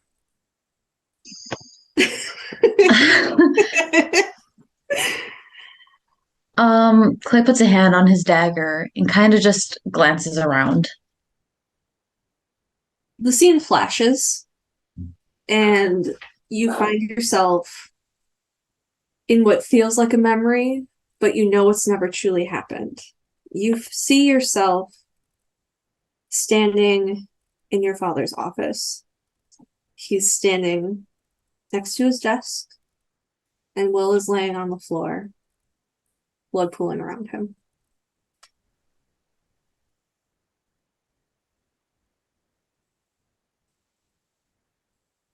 This could still be your future, Clay.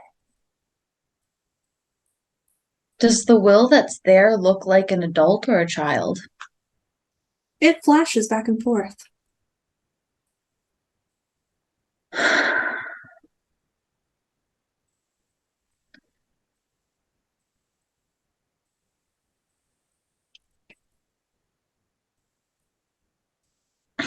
What do you want? I want you to walk away from all of this.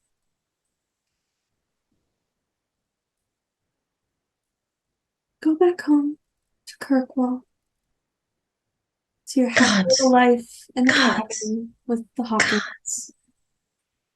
God. One hellhole to another. You want me to go back to Kirkwall? This is no bullshit. What? I want you to go back to him. To Will. That this entire thing.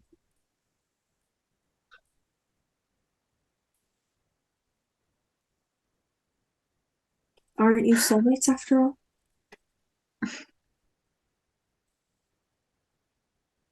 will always be a part of who I am. But our relationship was part of who I was. I'm changed. I am different than that. I don't know that anymore. Because you left him when he was most vulnerable. Because I made a stupid choice when I was a kid. And yeah, it was the wrong one. But it changed my path. There's no way to go back to that. Even now, there's no way to go back to that. And I've made different choices. And if I showed you the way back to that, it's not as difficult as you think. I'm not the same person I was then. Neither is he. That does not mean he loves you any less. Doesn't mean that I haven't anything to keep me here. What if it meant keeping Bronwyn and Diani safe?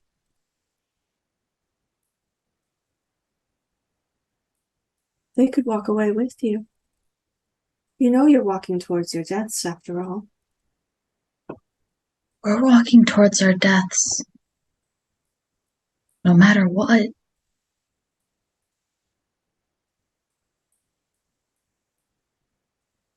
However soon that happens, it's us together. Why do you want me to go back so badly?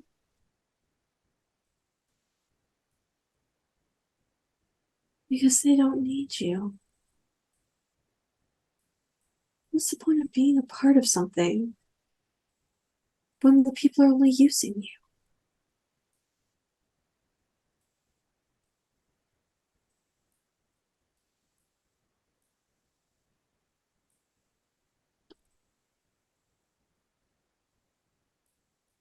Using me for what? You're a tool, Clay. Much like the ones you carry. Oh.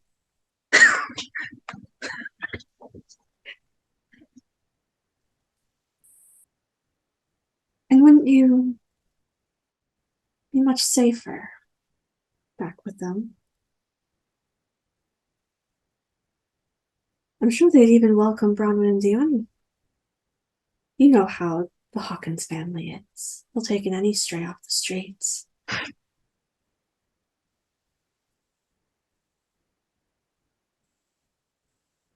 Even if it means suffering at the hands of the Templars.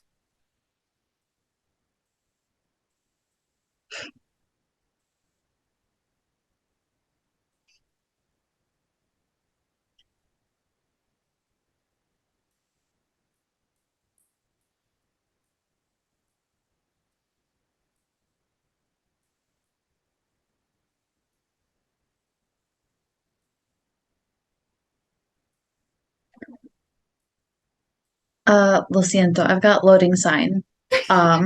Spiral going on. It appears above Clay's head. Ding, ding, ding, ding. You have a decision to make, Clay. One that will bind, and one that will break. Which will you choose?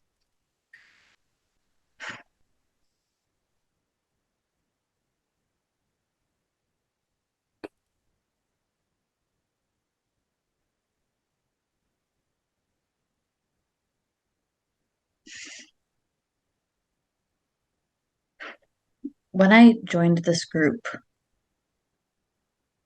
I had no idea why I was there.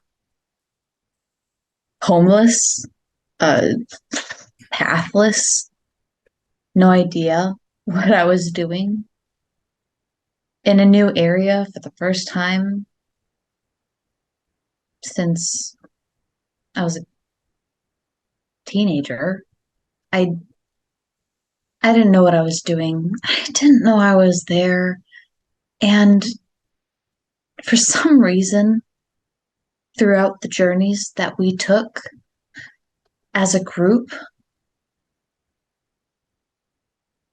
even if I didn't understand it, I was still moving towards my future.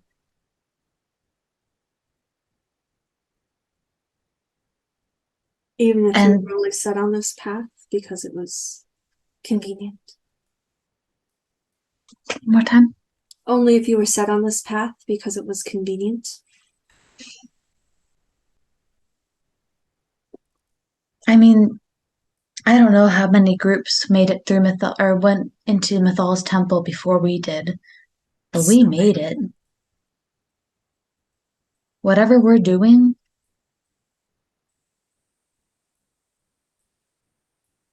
I'm staying with my group. You may come to regret that. And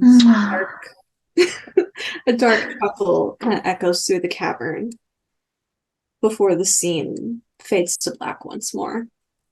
And you find yourself able to continue forward in the darkness. Next is Asira.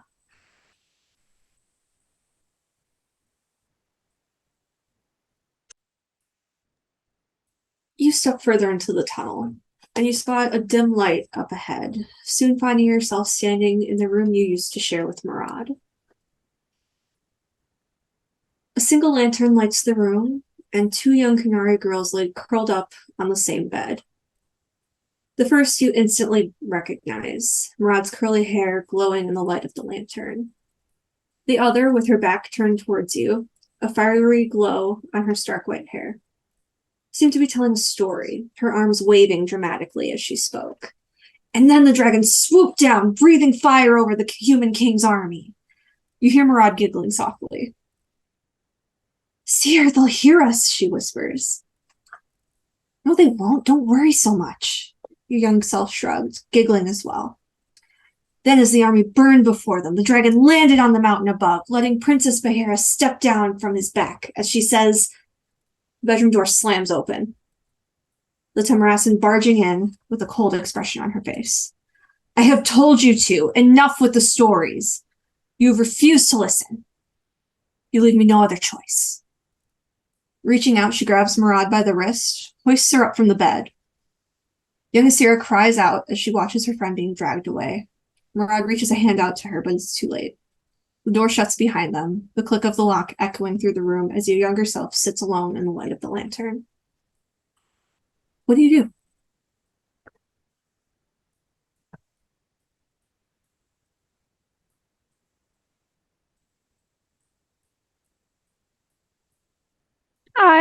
I guess I attempt to go and sit down by my younger self.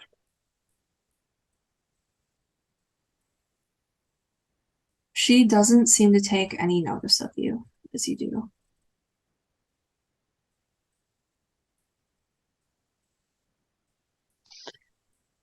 This isn't how it happened, you know. Isn't it?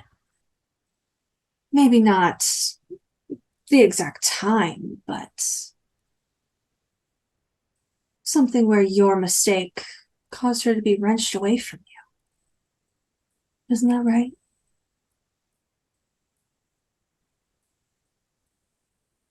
Roll a flat d20 for me.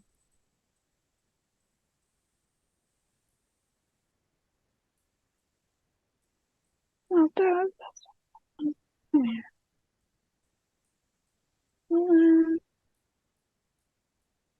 14. Okay.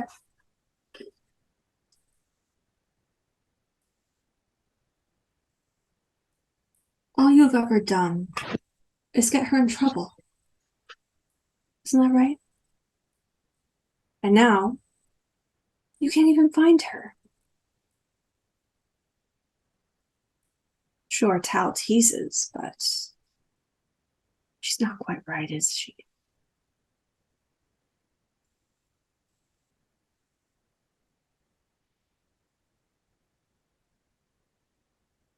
I mean, I don't trust her, but I also don't trust a disembodied voice in a cave.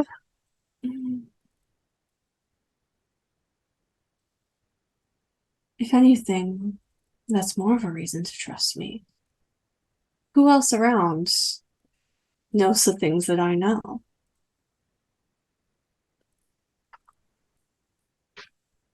Have you told your friends of your past and what happened with Murad?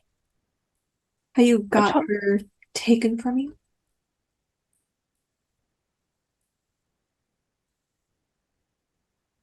I told Lila some of it.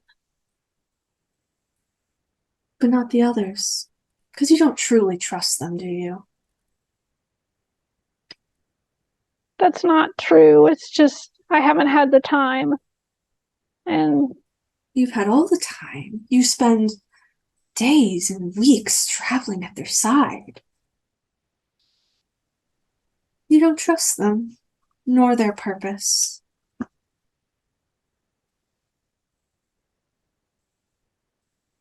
You hardly understand your own.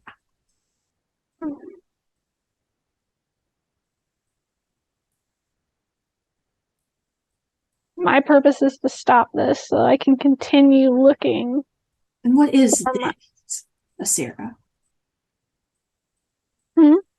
What is this that you're trying to stop? Is it truly for you? You are of the king. You are not an elf. Why is this part of your purpose? I'm part of the Inquisition, and that makes it part of my purpose. Anything involving the Dreadwolf makes it my purpose. We both know the Inquisition puts its nose in places it doesn't belong.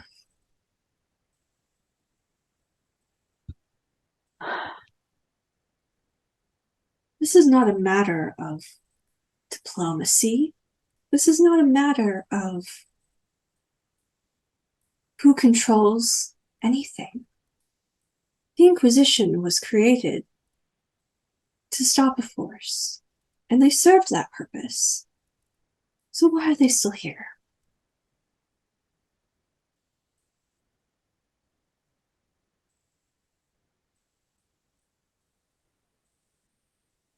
To fight for the greater good, to protect it. And who are they to determine what the greater good entails? Are they somehow mightier than the rest of Thedas? And I assume that you think that you're the one to determine what the greater good is? Oh, of course not.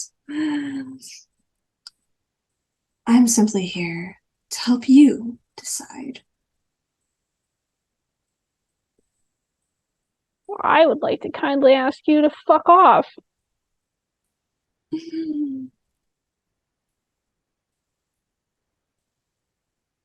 Many people do. Unfortunately, I don't believe I can. Not until we've reached an accord, of course.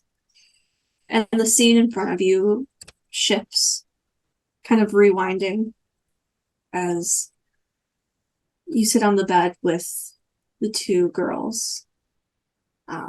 You watch your younger self as she finishes out the story as it was meant to. The two kind of giggle before settling in, sharing the bed for the night.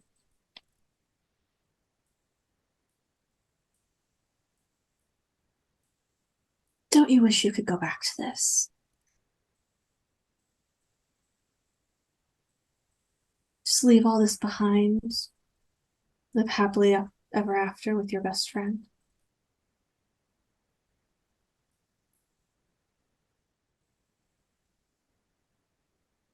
I miss that moment, yes. But not her. No. That's not what I mean, and you know it. It sure seems like it. She's not far, you know.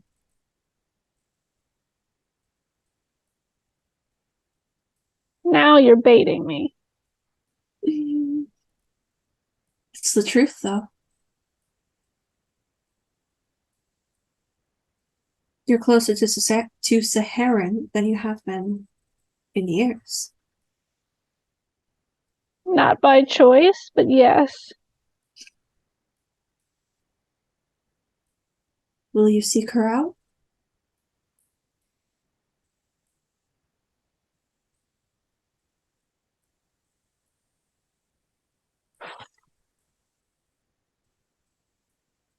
I'd be lying if I said no. But it depends. It's not safe for me to get too close to wherever she might be. If I told you where she was, would you drop everything to go after her?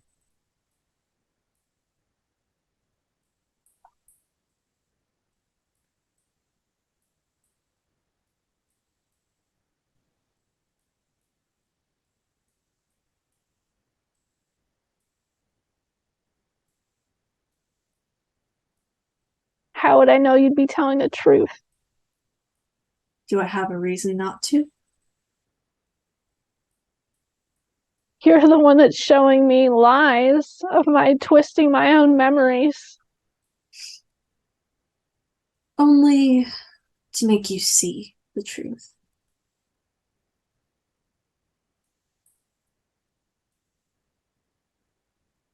Your truth.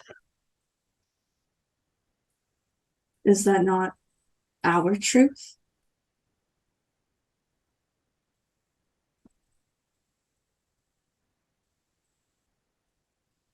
The soldiers of the Cume are not far. You know of the wars between Saharan and Tevinter. She is nearby.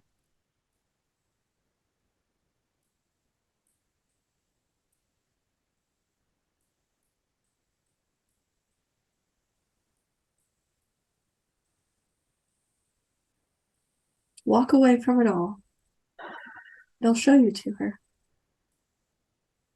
I can't. Can't you?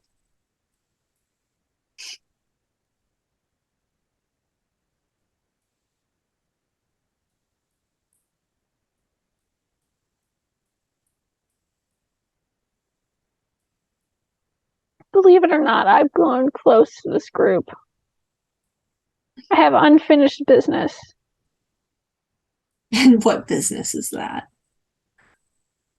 This, she gestures to her face. And if I could take that away from you? What then?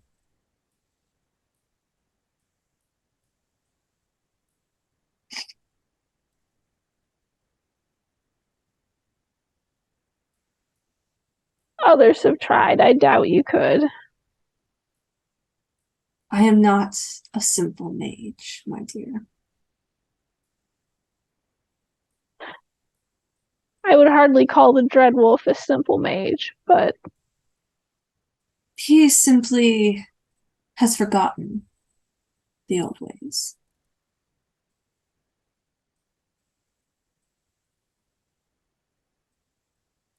what are you? I am everything, and I am nothing.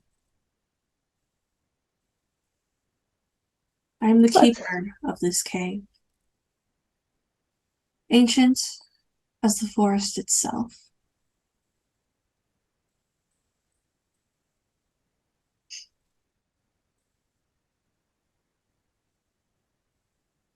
Cool.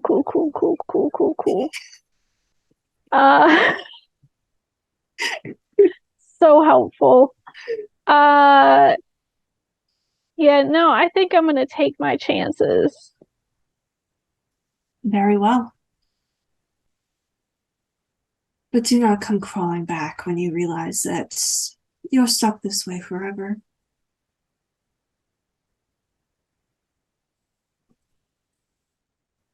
The scene fades to black, and you are able to see the tunnel before you as it continues onward. I'm booking it.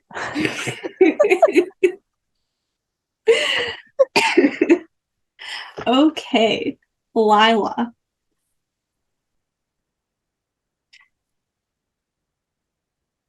Trigger warning for mild body shaming. I don't go super into it. As you walk down the tunnel, you find a light at the end and walk out to find yourself in the middle of the city square in Ostwick. You see a teenage girl who you immediately recognize as your younger self, dressed in a flowing satin gown. She seems rather uncomfortable as she takes a deep breath, eyes trained on a group of girls her age. All right, you promised, Mother, she says to herself before approaching.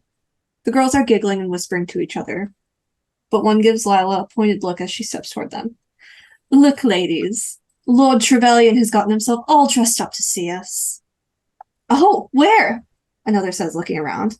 The first girl elbows her on the side. Right in front of us, you hotwit.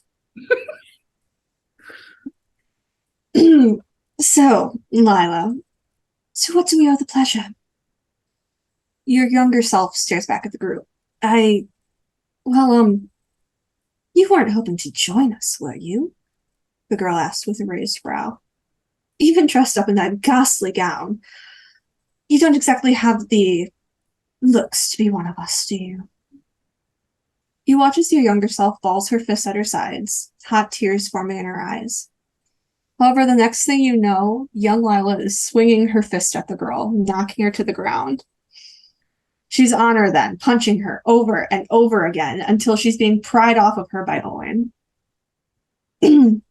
The scene fades, and you're standing in your father's study. He sits at his desk while your mother paces in front of your younger self.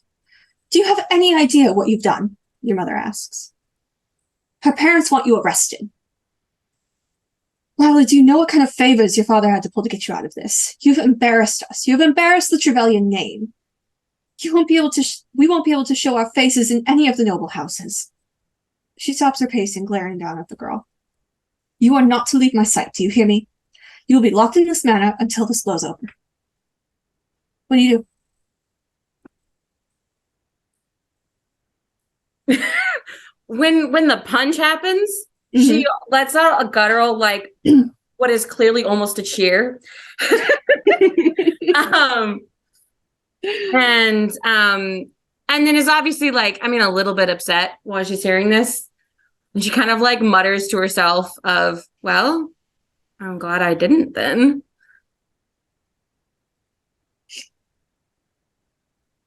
Aren't you? I'm sure it would have been much more satisfying to go at her. Maybe. But I think my mother's solution was pretty good too.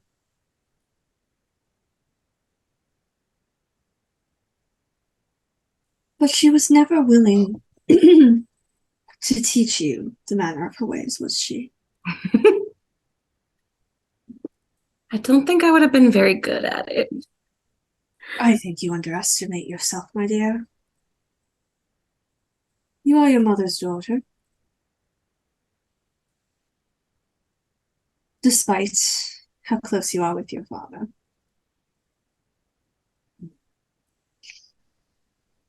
She would have taught you if you'd asked.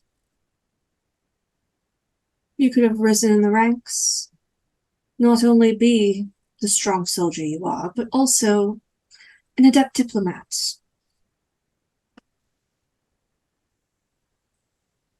I do fine.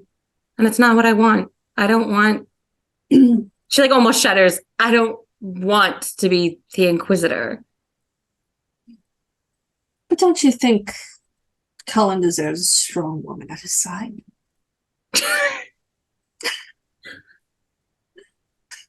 You really don't know anything if you think he'd want to be involved with someone who was in charge of everything. I'm just got an idea. Oh, shit.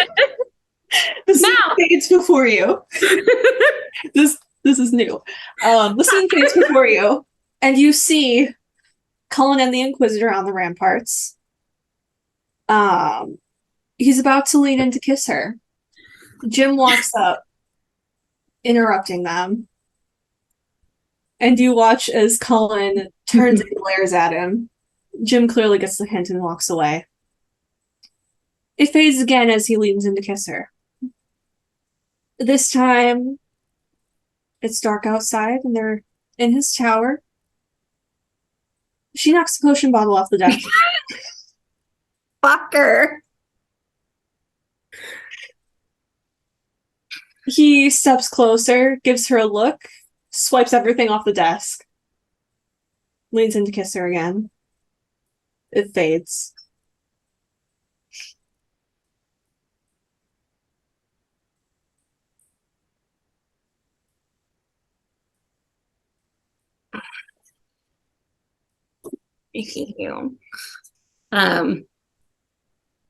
She's like visibly tense and upset, but not like crying upset, but more like, well, that was really fucking uncomfortable.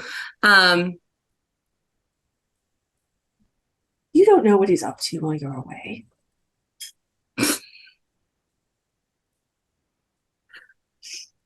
I think that's in character. I think she genuinely just does laugh like I just did.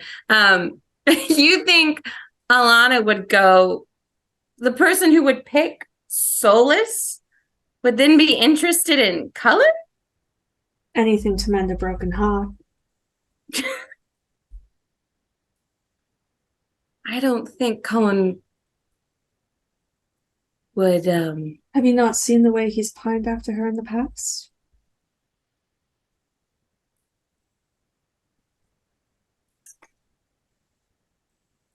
the scene changes.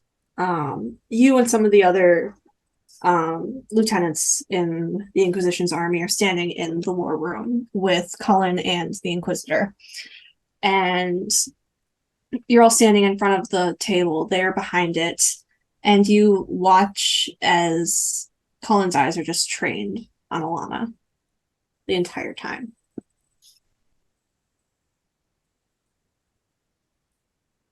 That's not what happened. This is as much a lie as what you showed me before. Is it?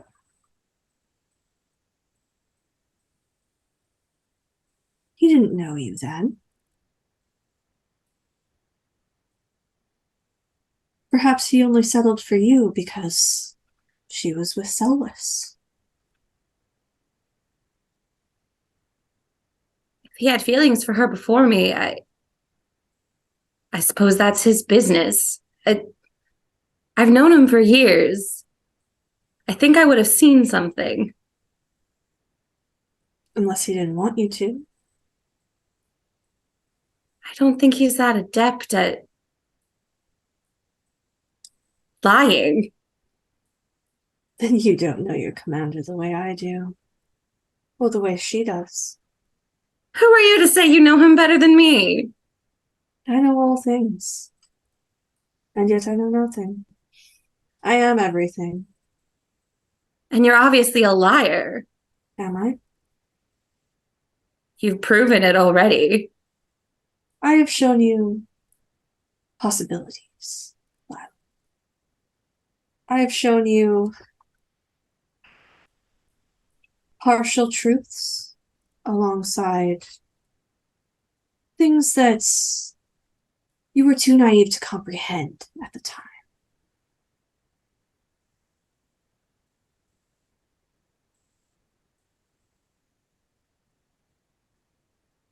This isn't what I was expecting. And what were you expecting? I've read about the temple. What's your purpose here? I am but a guide. I am as ancient as the forest itself. If you're as ancient in the forest yourself, why are you so interested in making me doubt my relationship?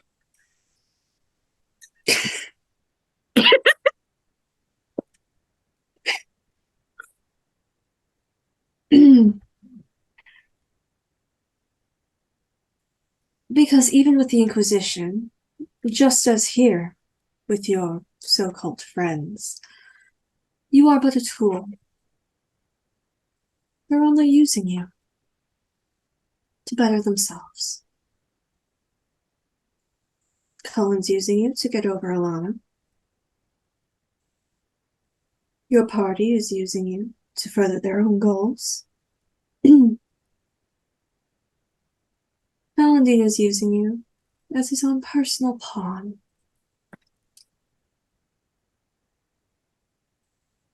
The only one using me is the Inquisition, and I expect that.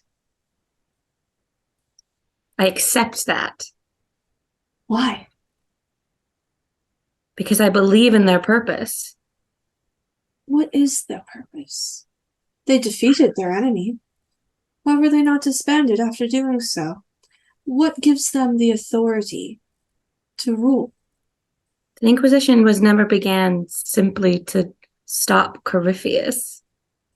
It was to close the hole in the sky, which they've certainly managed. I'm fairly certain that when Cassandra and Liliana drafted all of this, they didn't say, we'll close a hole in the sky. The point was to end the chaos, and it's not ended. It was for a time.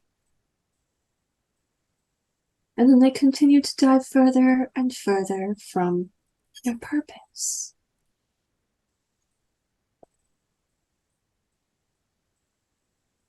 The purpose is to end chaos, and there is still chaos. I don't see the problem here. So you're saying they failed at their own goal? One I'm saying the rose, goal will never be completed. one rose to become your divine. And yet she still doesn't have the power to cease all of this. The divine never has. Hasn't she? When has there not been chaos in Thetis? Perhaps you're too young to understand. Now you're making me mad. And why is that? Because you know I'm right. While it is true, chaos will always be existent in our world. Those who rise to put an end to it will always fail. So why continue a pointless fight? Every person we save keeps it from being a pointless fight. And what happens when you can't save anyone? Hasn't happened yet. It will. You're walking into it, Lila Trevelyan. These gods do not care for you or your world, or even your friends. They only care about themselves. So why fight for them? I'm not. I Yeah. agree with you. I agree with you that they only care about themselves. That's why we're here to stop them. Then why do you carry the magic of Falandine with you? Oh, I Why keep do forgetting you- he's one of them.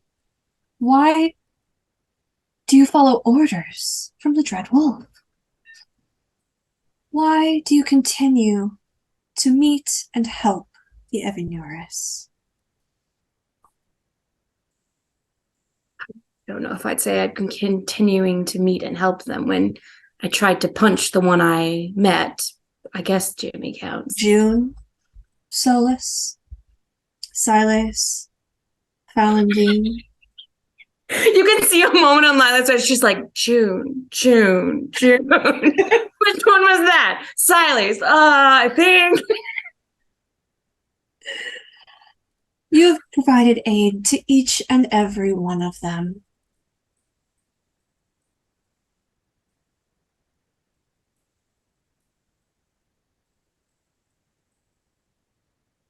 And now, you're only helping Andrel reach her own goal. So if you're part of the... See, this is what I can't figure out. I understand the trials of the ashes were to make sure that whoever reached them was, you could say, pure of heart, that they would use them for good. If this is a trial to keep us from getting to Andrel's weapons, I guess I don't really understand what you want from me. This is not a trial to see if you're worthy for her weapons. These tests were only put in place to protect them from the others. These weapons are only for Andrel to wield. And for anyone to think that they have the power to wield them themselves. Well, we just can't let that happen, can we? Then why not destroy them?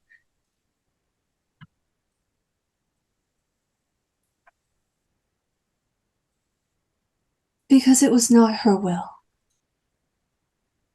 So you're lecturing me about taking orders from the Evinuris, but you're going to do what Andrel tells you to? I created Andrel.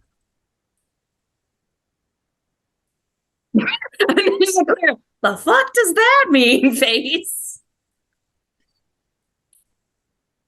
These weapons would not exist if it were not for me. So of course I'm going to do what I can to keep them safe. Are you her mother? No.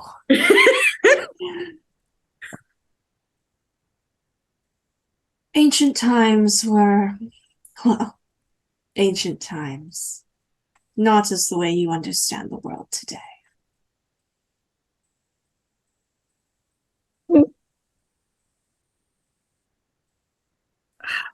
I have this terrible feeling this would all mean a lot more to one of the elves in my party. You're probably right. However, it's just you and me. Walk away from this, Lila. This battle is not meant for you. It's not really my battle, but I'm just here to help. Why should you be here then?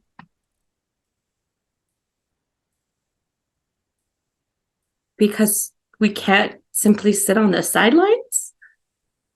Why not? You go off with Cullen and have your happily ever after. Raise some Mabari, perhaps start a family. I don't think either of us could do that knowing the world was burning around us. The world is always burning, Lila.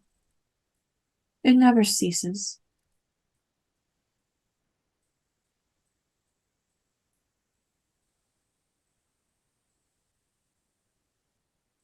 It's very nihilist of you.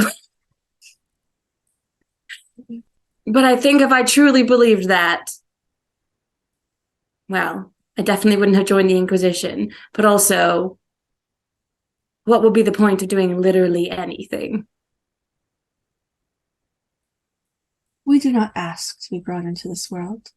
We simply exist as we are. It is others who force these battles upon us. But you could simply just walk away.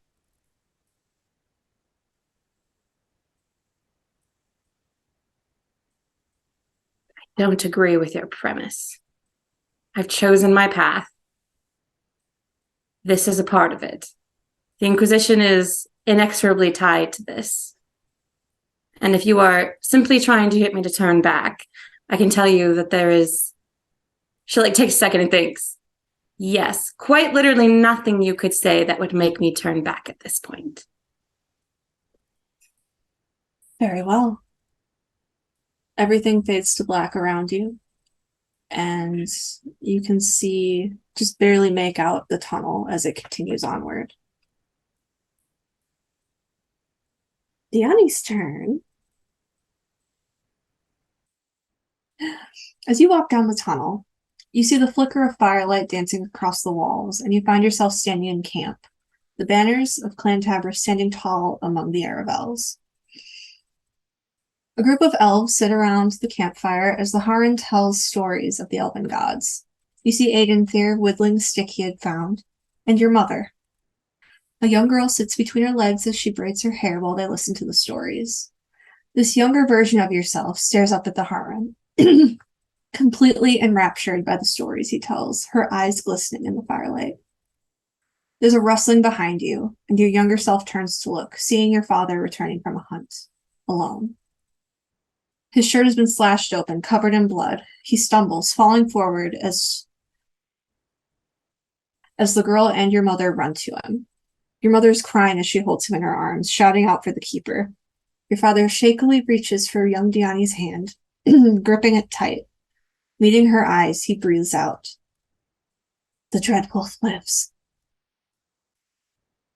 She's pulled away from him suddenly as the keeper and others rush forward to help.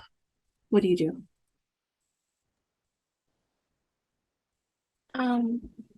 I think her first instinct is to go to help her father. And it's only when she's almost there that she stops and she's like, this isn't right. This isn't what happened. Roll a flat d20 for me. 10. Mark a failed death save. Oh, Again, not a real death save.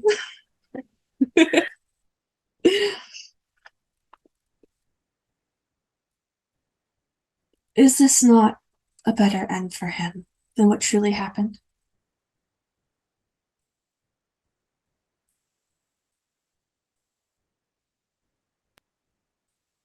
And again, just like a disembodied voice. Mm-hmm. She looks around.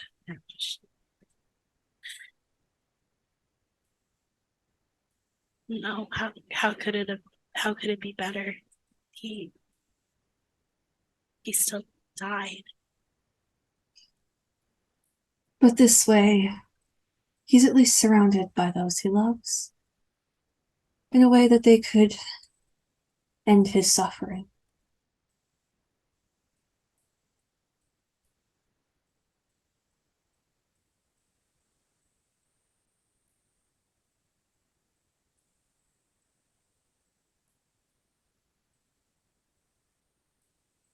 But if sorry, my cat's making banjo noises. If he had died, then I wouldn't have had that time with him. So maybe it's selfish, but no, this wouldn't have been better. Perhaps. That doesn't take away the pain and suffering he endured.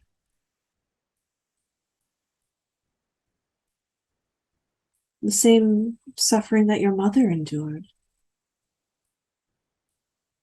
And the rest of your clan.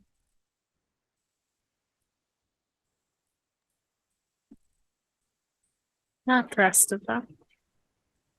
There's still some left. For now. You're walking into a war, Diani.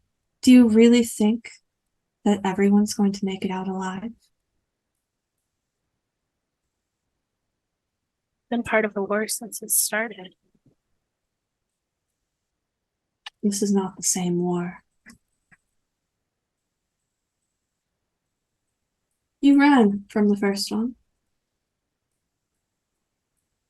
leaving your parents to die. Why? Because you were scared? Because you didn't think you were strong enough to protect them?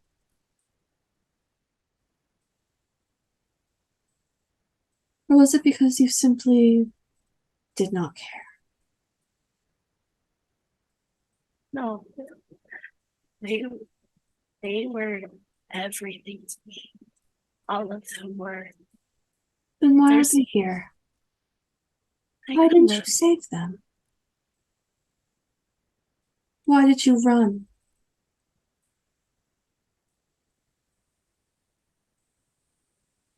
Because I was scared. You were. Because there was nothing that I could have done close that rift. And things just would have poured out of it. Tell me, Diani, what is going to stop you from running again? I know you care for your party, that you love Clay and Bronwyn. But when it comes to it, what's going to stop you from running again? I'm stronger now. Are you? You died, Diani. I came back. With help. And you cost him his freedom. Find him. And I'm not alone. You will be.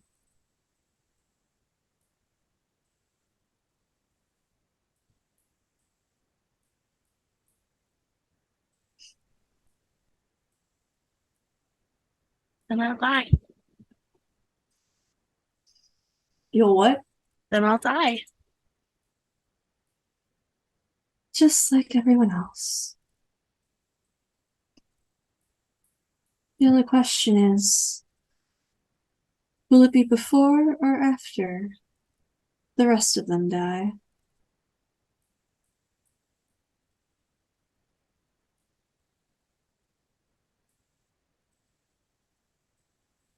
know you have the power to bring life into the world.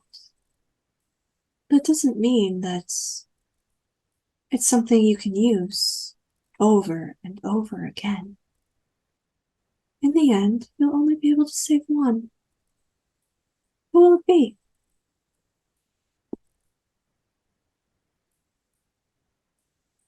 Who will it be, Diani? Or will you run before you have to even make that decision? I'm not running. I promised myself I wouldn't.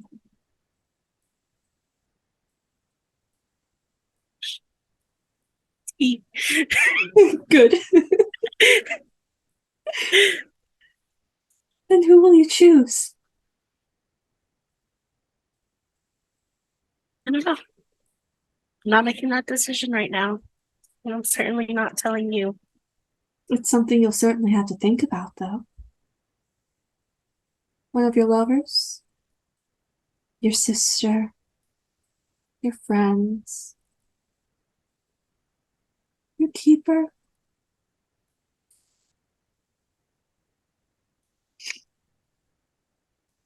So many choices to make.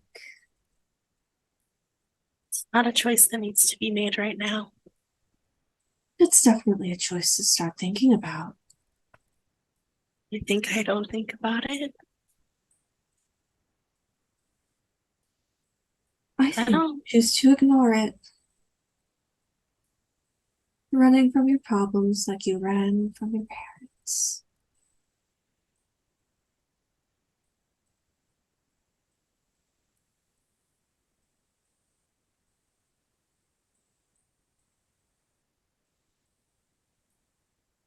I would rather die than run again.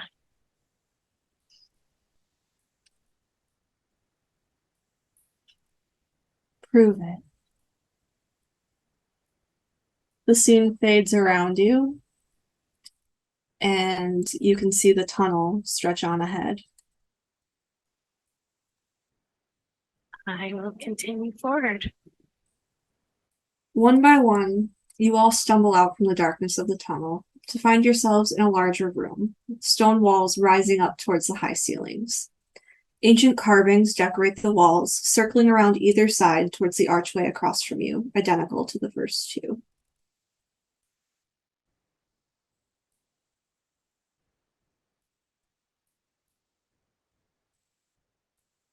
We're coming out and we're together again? Mm-hmm. I am just immediately gonna look around and like I'm kind of like looking at the mages specifically to be like, you possessed? You possessed? But I'm not saying anything. I'm just like looking at trying to like get eye contact with each of them to like Lila's gonna kind of glance around and just be like, so I want to roll we insight. all just have a voice talk to us? I want to roll insight to see if I recognize what Bronwyn's looking for. Go for it. Clay's immediately running to Bronwyn and It's a Diani. natural 20. It's a natural 20, so I definitely get what she's doing. Now I just want to see if I'm going to fuck with her or not. I start to make a weird face at Bronwyn, and then I'm like, nah, I'm just fine. Bronwyn just like the biggest eye roll, like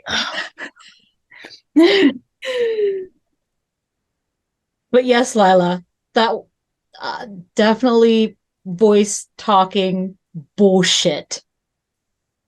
And I just sort of say a little bit louder, fuck you. absolute nug shit. Clay's just gripping onto Bronwyn and Diani's hand, like as hard as his +1 strength can do. Bronwyn gives his hand a little squeeze. Well, Diani has a -1 strength, so you're plenty strong to her. In that case, I'm just gonna go for it. Lila kind of like steps over to Shara, just like, hey, Ashara, we're and Cullen ever together? Ashara literally just looks at Lila like blank face, like, how the fuck would I know? Well, I Do mean, we all hear this? Do we all? yeah, she's not. How to put this? If you're paying attention, you would hear it. She's not like shouting it, but she's also not like whispering it. Hey, Lila, why? Maybe we could talk about that later. She's just like, okay. Clay makes a weird expression, but it is a no way in fucking hell did Cullen look at anyone else the way he looks at Lila. I'm gonna make an insight roll to see whether she gets that that's what you're doing, or whether she's like thinks you're being like, yeah, that's a weird thing to ask.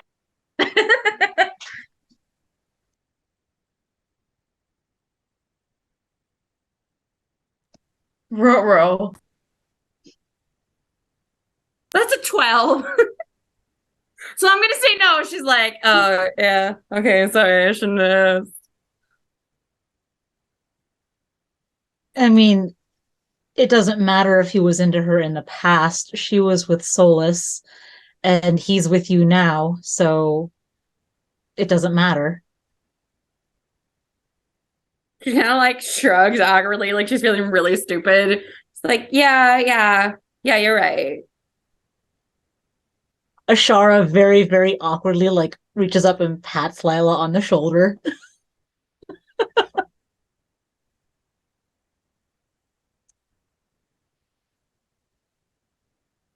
Callie, you said, what about the chamber that we're in now? So it's just like a stone chamber. There are carvings in the walls that kind of like work their way around circularly from like you guys staring into the room goes around to the next archway. Are The the arch carvings- is exactly like the others. It's just the last tree is more intricately carved, and above it it says Vir Adelen. Do the carvings on the side of the wall, are they like writing? Are they pictures? They are pictures. If you would like to roll history for me. I would. And I will give you advantage. And I as well. Yes. Also with advantage. Can I? Not with advantage? That Yes. would be a 15. Mm-hmm. 21. Mm-hmm. Makes sense that Diani would definitely know more about the history than I got She's a also 4. she's You know also jack sticking incredibly close to Ashara. So So If- Bronwyn, you're looking at this and you're just like, okay. Yeah, I'm just like, I don't think she'll tell me anything about this. And Ashara, you're able to make out a little bit. Like you can see that they're definitely depicting Andruel in these carvings. Diani, looking at these, you see it is showing the story of how Andruel created monsters, essentially, and creatures of the earth. It goes into detail all the way down the left-hand side of the chamber. Down the right-hand side, you see the story of Gillinan becoming a Hala. And it kind of evolves from there, going into the relationship between her and Andruel.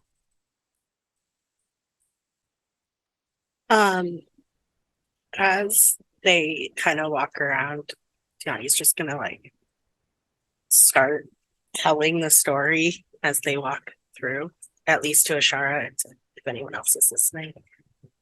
You said it's Andrew and the monsters, or is it also Gillinan? You're muted. Callie, you're muted. When the fuck did that happen? I didn't touch it. So one side is Andrew creating the monsters and the creatures, and the other side is Gillinan becoming a Hala, and then kind of evolving towards the relationship between her and Andrew.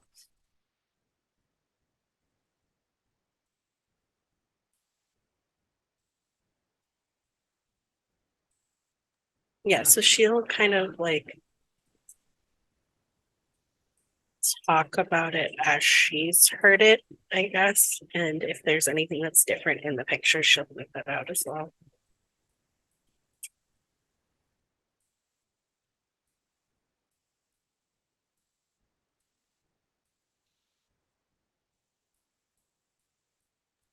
Is the doorway on the other side open? Like there's It nothing is. else in the room, It's just like another entrance to another tunnel. and there's nothing else in the room. Like Nothing. Just the or carvings on the just like walls. okay, and they just look like pictures, like mosaics, not anything to be messed with like the first two. Correct. Ashara is just gonna turn to the others and be like, do we just want to continue? Is everyone doing okay?